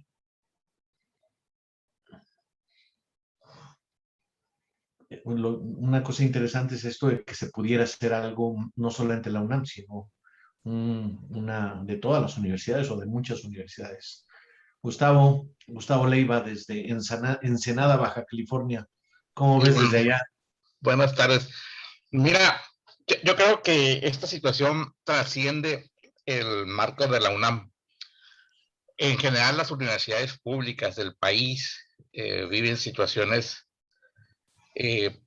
como las siguientes. Ya se ha platicado aquí algunas, pero y escribí yo algo al respecto ahí en el chat, en el sentido de que lo que sucede en las universidades es un reflejo de las políticas gubernamentales y en general en todo el país. Yo estudié en la UABC y trabajé 35 años en una universidad en Sonora, una universidad pública también. Y yo tengo otras conclusiones un poco diferentes, Marco, en cuanto a qué hacer. Puede haber leyes orgánicas diferentes, de hecho las hay. Acabas de decir un ejemplo de juntas en donde existen juntas de gobierno y donde no. La experiencia yo creo que nos ha tocado vivir a nosotros en todos estos años en las universidades es que creo que hubo una experiencia de cogobierno en los 70s en los que la participación de los estudiantes fue muy importante para generar nuevos paradigmas y nuevas maneras de actuar en las universidades públicas. En sí, una ley orgánica no te va a garantizar que la universidad funcione como pudiera, una ley orgánica diferente, como pudiera escribirse. Ya lo dijo Margarita, te van a buscar siempre, con todos los marcos legales que existan, cómo sacar las cosas que quieran sacar quienes dirigen y controlan las universidades. Por eso la referencia a que lo más fresco y los más interesados en tener una universidad que les brinde lo que requieren son los estudiantes.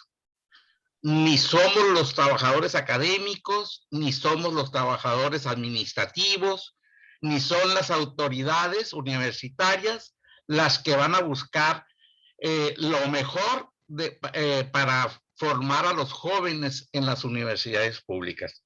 Son los propios estudiantes los que deben de actuar para obtener mejor educación y mejores universidades.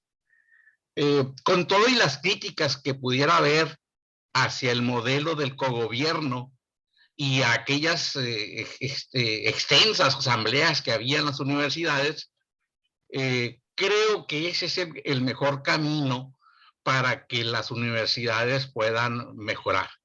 Ni López Obrador, ni López Mateos, ni Echeverría, ni ningún presidente de la República es el que va a mejorar a las universidades. Creo que los más interesados son los estudiantes y que hubo un modelo en cierta época en las universidades que tuvo sus errores también, pero que creo que es lo más cercano a lo que debemos de buscar para mejorar nuestras universidades. Una mayor participación de los estudiantes y que sean más activos en las tomas de decisiones que se dan en las universidades. Eso es todo. Gracias. Muchas gracias, Gustavo. Y habría que ver qué pasa también en la UABC, ¿verdad? En Baja California, muy interesante también. Allá tampoco hay junta de gobierno, que yo sepa. Bueno, ¿alguien más quiere comentar? preguntar, opinar. Antes del cierre tenemos todavía unos minutos para una última, una o dos intervenciones más y ya luego les pedimos las conclusiones a nuestros invitados de esta tarde.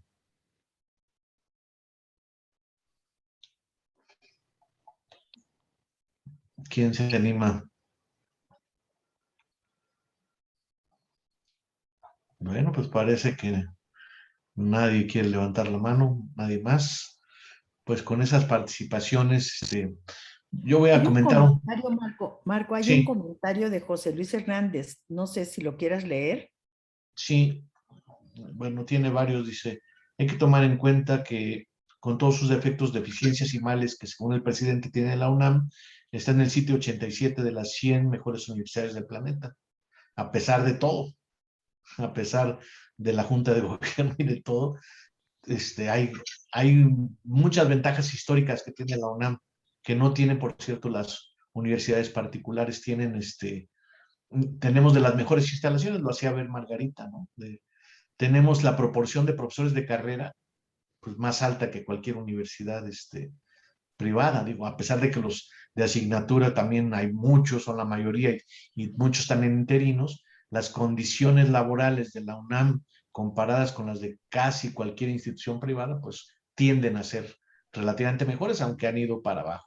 A pesar de que mucha gente se va a las universidades privadas pensando que hay mejor educación, pues se equivocan porque los mejores perfiles de investigadores y docentes siguen estando en las universidades públicas. Y eso es una herencia histórica, eso no es de los últimos años, ¿no? Viene por lo menos de la época del 68 y de González Casanova, en que surgieron los CCHs y las CENEPs con un poco de una concepción nueva que se ha deslavado a lo largo de estos 30 y tantos años, 40 años, ¿no? De cuando surgió el CCH y las CENEPs, pues son casi 40 años, ¿verdad? Y pues se ha deslavado. Una cosa interesante que dice José Luis Hernández es que la ley orgánica de la UNAM debe ser aprobada por el Congreso de la Unión, el Congreso General de los Estados Unidos Mexicanos, y que por eso pareciera, sobre todo se pensaba, porque esa idea de desaparecer la Junta de Gobierno, pues hace mucho, ¿no? De cambiar la ley orgánica venía desde hace mucho, pero decíamos, si queremos cambiar la ley orgánica hay que mandarla al Congreso de la Unión, y el Congreso de la Unión en esa época estaba lleno de priistas. Y decíamos, no, pues nos van a hacer una ley orgánica peor de las que ya está, y por eso pensábamos quienes queríamos transformar la UNAM, que pues no. Habría que ver si, como dice José Luis, tiene que ir al Congreso de la Unión ahora colmado de morenistas, y si los morenistas tendrían alguna consideración más evolucionada que los priistas, pareciera que sí, por lo menos en comparación. O como dice Axel Didrikson, dice la nueva ley que se aprobó por el Congreso de la Unión, la nueva ley de educación superior que se aprobó en abril de este año por el Congreso de la Unión, dice en su artículo segundo que las universidades autónomas se regirán por sí mismas y que ningún poder externo podrá decidir su vida interna. Por lo tanto, se abre por lo menos la posibilidad de que la ley orgánica sea aprobada internamente y no por el Congreso de la Unión, lo cual implicaría, decía yo hace un momento, pues un congreso universitario con estudiantes, con docentes, y que tuviera como punto de referencia un anteproyecto de ley orgánica pues generado por los universitarios, ¿no? Un detalle interesante de lo que decía Gustavo es que los estudiantes pues, son fundamentales, son la razón de ser de la UNAM y que su participación es fundamental. Sin embargo, como lo hizo ver José Luis León, los estudiantes apenas se están organizando, apenas están consolidando su organización cuando dejan de ser estudiantes. Y ese es un problema, ¿no? En cambio, los académicos, el personal académico, tiene espíritu universitario y se mantiene. Claro, se hacen también grupos de poder dentro de los académicos, no hay que perderlo eso de vista, pero tendríamos que tener en cuenta estos dos elementos para ver cómo el movimiento estudiantil y el movimiento académico y el movimiento también sindical pudieran converger en un nuevo proyecto universitario, pues a partir de anteproyectos que puedan ser puntos de referencia para que en un congreso universitario se discutan diferentes perspectivas y que sea la UNAM, su esencia, sus estudiantes y sus docentes, sus trabajadores, quienes decidan en compromiso con la población, incluso con alguna participación de sectores sociales, pues de organizaciones sociales, ¿no? De que pudieran decir, este es el tipo de UNAM que queremos, porque es una universidad nacional, no es la universidad ni de los estudiantes ni de sus profesores o de investigadores, es la universidad del país. Las universidades se deben al pueblo, por lo tanto no estaría de más pensar en un congreso universitario invitando a organizaciones sociales a que opinen sobre la UNAM que queremos, y no solamente a las empresas, que es lo que la tradición neoliberal sobre todo ha querido, ¿no? Que las empresas digan qué tipo de trabajador quieren para que se los hagamos en la universidad. Y en la universidad queremos ser críticos y luego salen de la universidad y se meten a las empresas al rol que quieren las empresas. Habría que pensar, tiene muchas implicaciones, hasta un nuevo modelo de país a través del nuevo modelo de la UNAM. Bueno, como no hay manos levantadas, pues le vamos a dar la palabra a nuestros invitados para que hagan sus conclusiones de esta noche, pero antes sí se animó Marisela. Marisela Galloso, por favor. Gracias, doctor. Bueno, yo voy a hacer un comentario muy breve, ya que no tengo mucho conocimiento sobre la problemática esencial. Sin embargo, sí me queda claro que el problema lo han manifestado los ponentes, que yo escuché que son docentes con bastante tiempo de experiencia en la universidad. Ya quedó de manifiesto para todos cuál es el problema, que existe y que lamentablemente todos sabemos que no solamente es de la universidad, como también ya lo manifestaron por ahí, ya lo dijeron, es general de todas las instituciones, de todos los órganos, de todos los organismos. ¿Y por qué? Yo veo por qué pasa eso en donde hay un gobierno, un grupo de poder, como hace un rato decían. Y es porque todos los involucrados no queremos participar. O sea, sí hay leyes, hay una constitución muy bonita, pero todo está ahí escrito, y cuando nos corresponde levantar la mano, levantar la voz, decir yo voy a vigilar esto, yo estoy dispuesta a ver que se lleven las cosas y que se hagan como debe de ser, no lo hacemos, no tenemos esa actitud de querer que las cosas funcionen, y que si no funcionan, seamos capaces de levantar la voz. Entonces, ese es el problema, y mientras no queramos participar desde nuestra trinchera con lo que podamos hacer, todo va a seguir igual. Es lo que quiero aportar nada más. Sí, muchas gracias, Marisela. Bueno, pues ahí está el comentario y la pregunta de Marisela sobre la aparente desmovilización o apatía que solamente en ciertos momentos parece confluir, ¿verdad? Y que ojalá pudiera ser un momento y que logre plasmarse, porque el movimiento del CEU pues generó un congreso universitario, pero pasó lo que decía José Luis León, que apenas ya cuando fue el congreso universitario, ya los protagonistas del movimiento pues ya habían egresado, y entonces ya se pudo manejar de otra manera y no quedó casi nada del congreso universitario, salvo los estímulos que de ahí salieron, ¿eh? Eso es lo que quedó. Bueno, le vamos a dar la palabra a Margarita para que haga su conclusión en primera instancia. Bueno, sí, yo quería decir otras cosas que me faltaron. En primer lugar, la universidad gratuita y pública es importantísima.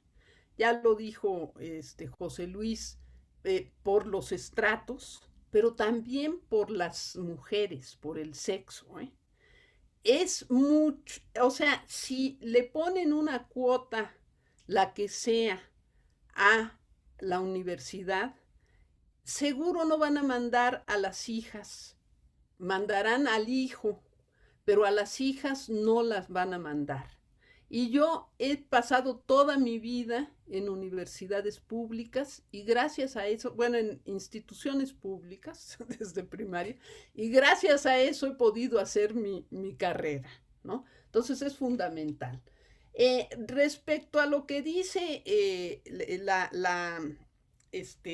esta Marisela Galloso, una cuestión que falta y que no tocamos fue la organización del personal académico. Ya no digamos de los estudiantes, que también eso sería importante, pero del personal académico, lejos de no querer meterme, me he metido, pero saben perfectamente que si el personal académico está organizado, va a ser diferente y no se va a dejar controlar tanto. Por eso ha habido una lucha constante contra los colegios de personal académico. Entonces, eso también yo lo dejo como algo de importancia. Y también sobre el sindicalismo universitario, que ha quedado permanentemente en manos de un solo líder, ¿no? El caso del STUNAM, y en el caso de la PAUNAM, donde no estoy, pues habría que verlo, ¿no?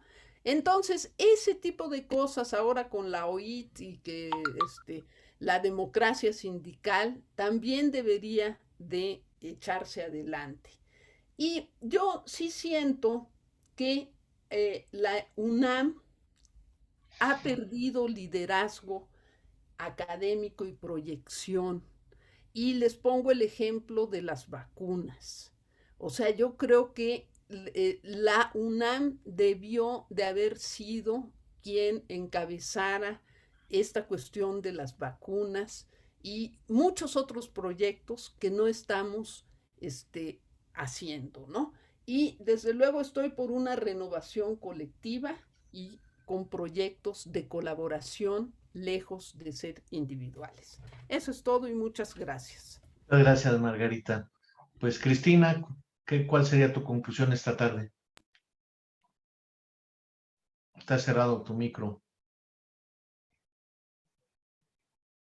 Perdón, yo les quiero decir que bueno, yo no toqué las otras universidades porque pues hay muy poco tiempo y realmente me interesaba el problema de la UNAM. Pero bueno, ya López Obrador dijo que no es lo que vive la UNAM, no es privativo de la UNAM, sino que sucede en todas las universidades públicas de México. Entonces es un problema que hay que acabar en todas las universidades de México, públicas de México. ¿Y cómo nos podemos hacerlo? Pues ya lo dijo la maestra Margarita, organizándonos. Si el maestro, si los profesores no se organizan, no se conjugan sus intereses y su deseo de sacar adelante esta universidad, pues por supuesto que vamos a seguir en la misma situación. Y lo otro es que, bueno, sí, estamos en un lugar, pero no gracias a las rectorías, es gracias al trabajo de los profesores. Entonces, los que se han puesto la camiseta son los profesores.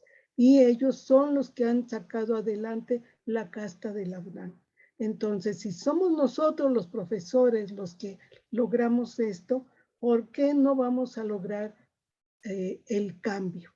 Claro que lo podemos lograr siempre y cuando unamos voces, nos organicemos e insisto, ya es un primer paso para empezar a hacerlo. Gracias. Gracias, Cristina. Le damos la palabra ahora a Leobardo para que haga su conclusión, por favor. Sí, creo que vivimos un momento muy interesante e importante y pues no nos debe dar miedo probar cosas, ¿no? Hay muchos retos, digo, primero para lograrlo, ¿no? Y segundo, una vez que se pueda lograr, vamos a enfrentarnos a otros problemas, ¿no?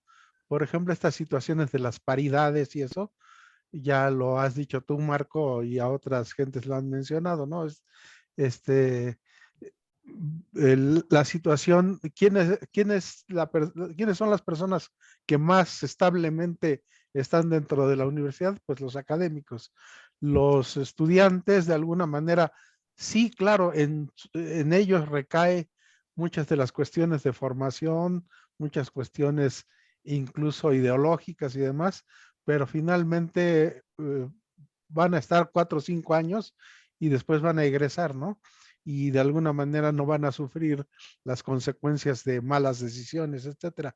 También está toda la situación relacionada con los grupos, ¿no? En los regímenes de partidos ya ven el gran problema que se arma cuando algún pequeño grupo vende al mejor postor sus posiciones, ¿no?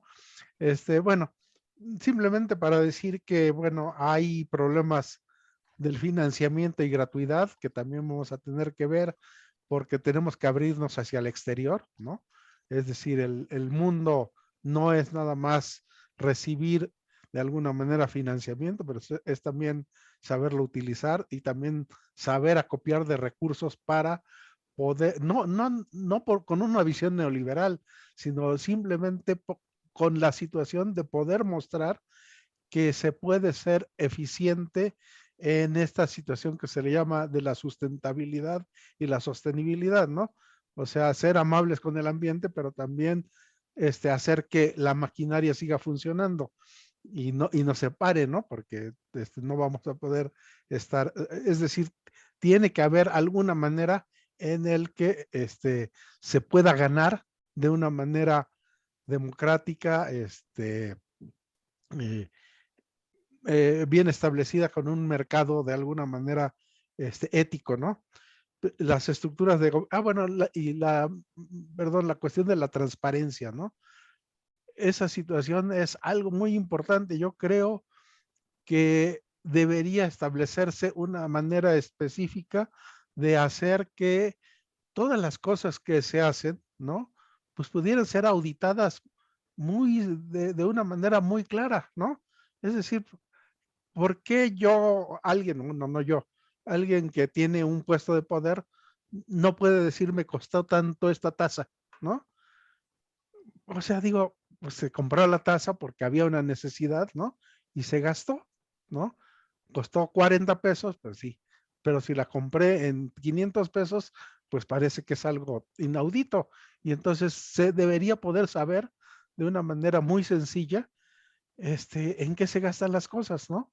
Y cuáles son los precios, digámoslo así, módicos, bueno, más que módicos, medios, ¿no? Que existen en la situación y así para muchas cosas, ¿no? También para los proyectos y demás. Bueno, saber, bueno, mi compañero tiene un proyecto, ¿no? Tenemos los mismos parámetros y varas para medir lo que estamos haciendo, ¿no? Y también hay parámetros diferentes para gente diferente. Por ejemplo, la compañera que es astrónoma, pues los parámetros que se utilizarían para ella serían muy diferentes para los biólogos o para los psicólogos, ¿no? Y allí pues entrarían en juego verdaderamente esta situación que hace rato decían de establecer que debe haber academias muy bien fundamentadas, bien planteadas, que saben pues evaluar los procesos académicos específicos, ¿no? Evaluarlos no con el fin, porque aquí viene también la situación de los rankings, ¿no? Que esa situación de que los rankings muchas veces favorecen a unas universidades y van en contra de otras.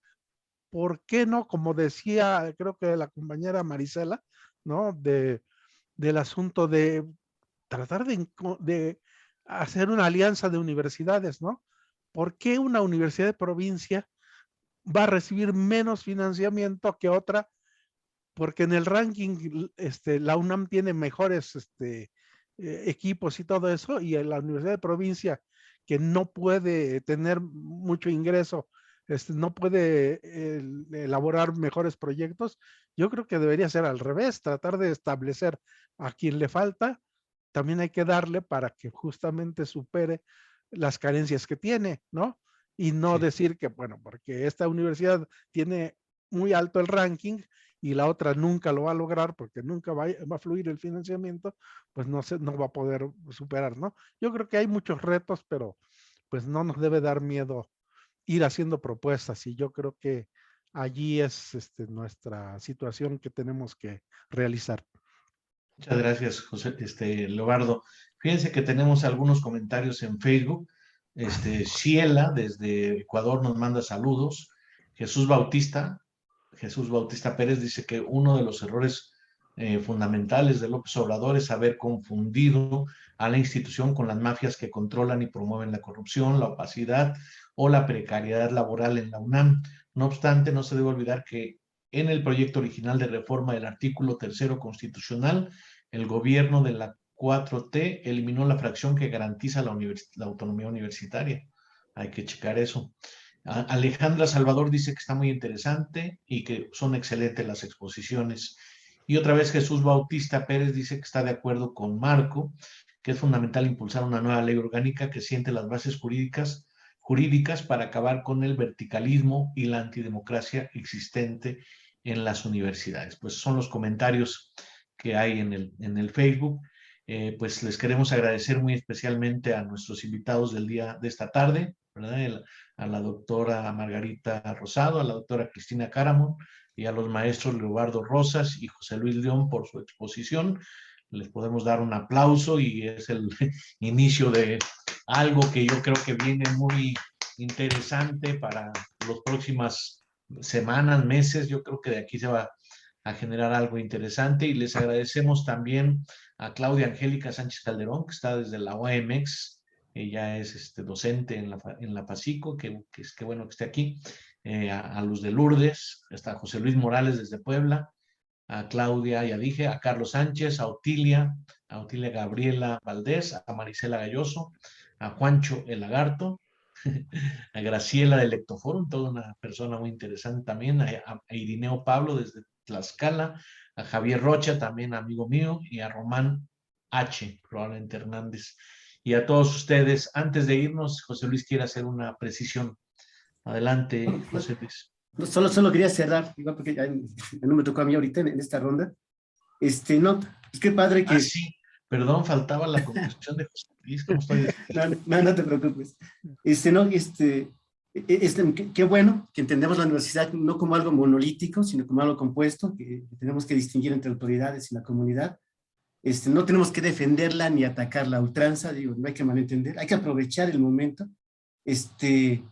Si habló Isidro López Obrador, pues vamos a aprovecharlo para modificar, para mejorar la universidad, para quitar todo ese tipo de vicios que trae ahí, de taras que se han ido heredando con el tiempo. Y no estaba consciente del tema ese de la Ley General de Educación Superior, y sí la había leído, y no la relacioné con la UNAM, pero sí es una cosa que se puede aprovechar para modificarla, y no solo a nivel de la Ley General, sino de otras estructuras de control que tiene por ahí la UNAM. Pues ojalá y la comunidad aproveche esa oportunidad para hacer cambios. Gracias. Muchísimas gracias, José Luis, y te pido una disculpa porque me confundí, no me di cuenta que faltaba tu participación de cierre. Disculpas y muchas gracias otra vez. En breve les haremos llegar sus reconocimientos respectivos y les agradezco mucho, y pienso que va a ser un primer momento de varios que van a seguir sobre este tema en las próximas semanas, meses, y esperemos que logremos una transformación de la UNAM y por lo tanto del país. Muchísimas gracias y un abrazo a cada uno de ustedes. Gracias por estar. Gracias. Hasta luego. Gracias, buenas noches. Gracias, buenas noches. Buenas noches. Hasta luego, Marco, buenas noches. Hasta luego, José Luis. Saludo a todos, hasta luego. Hasta luego. Sí. Buenas noches. Buenas hasta noches. Luego.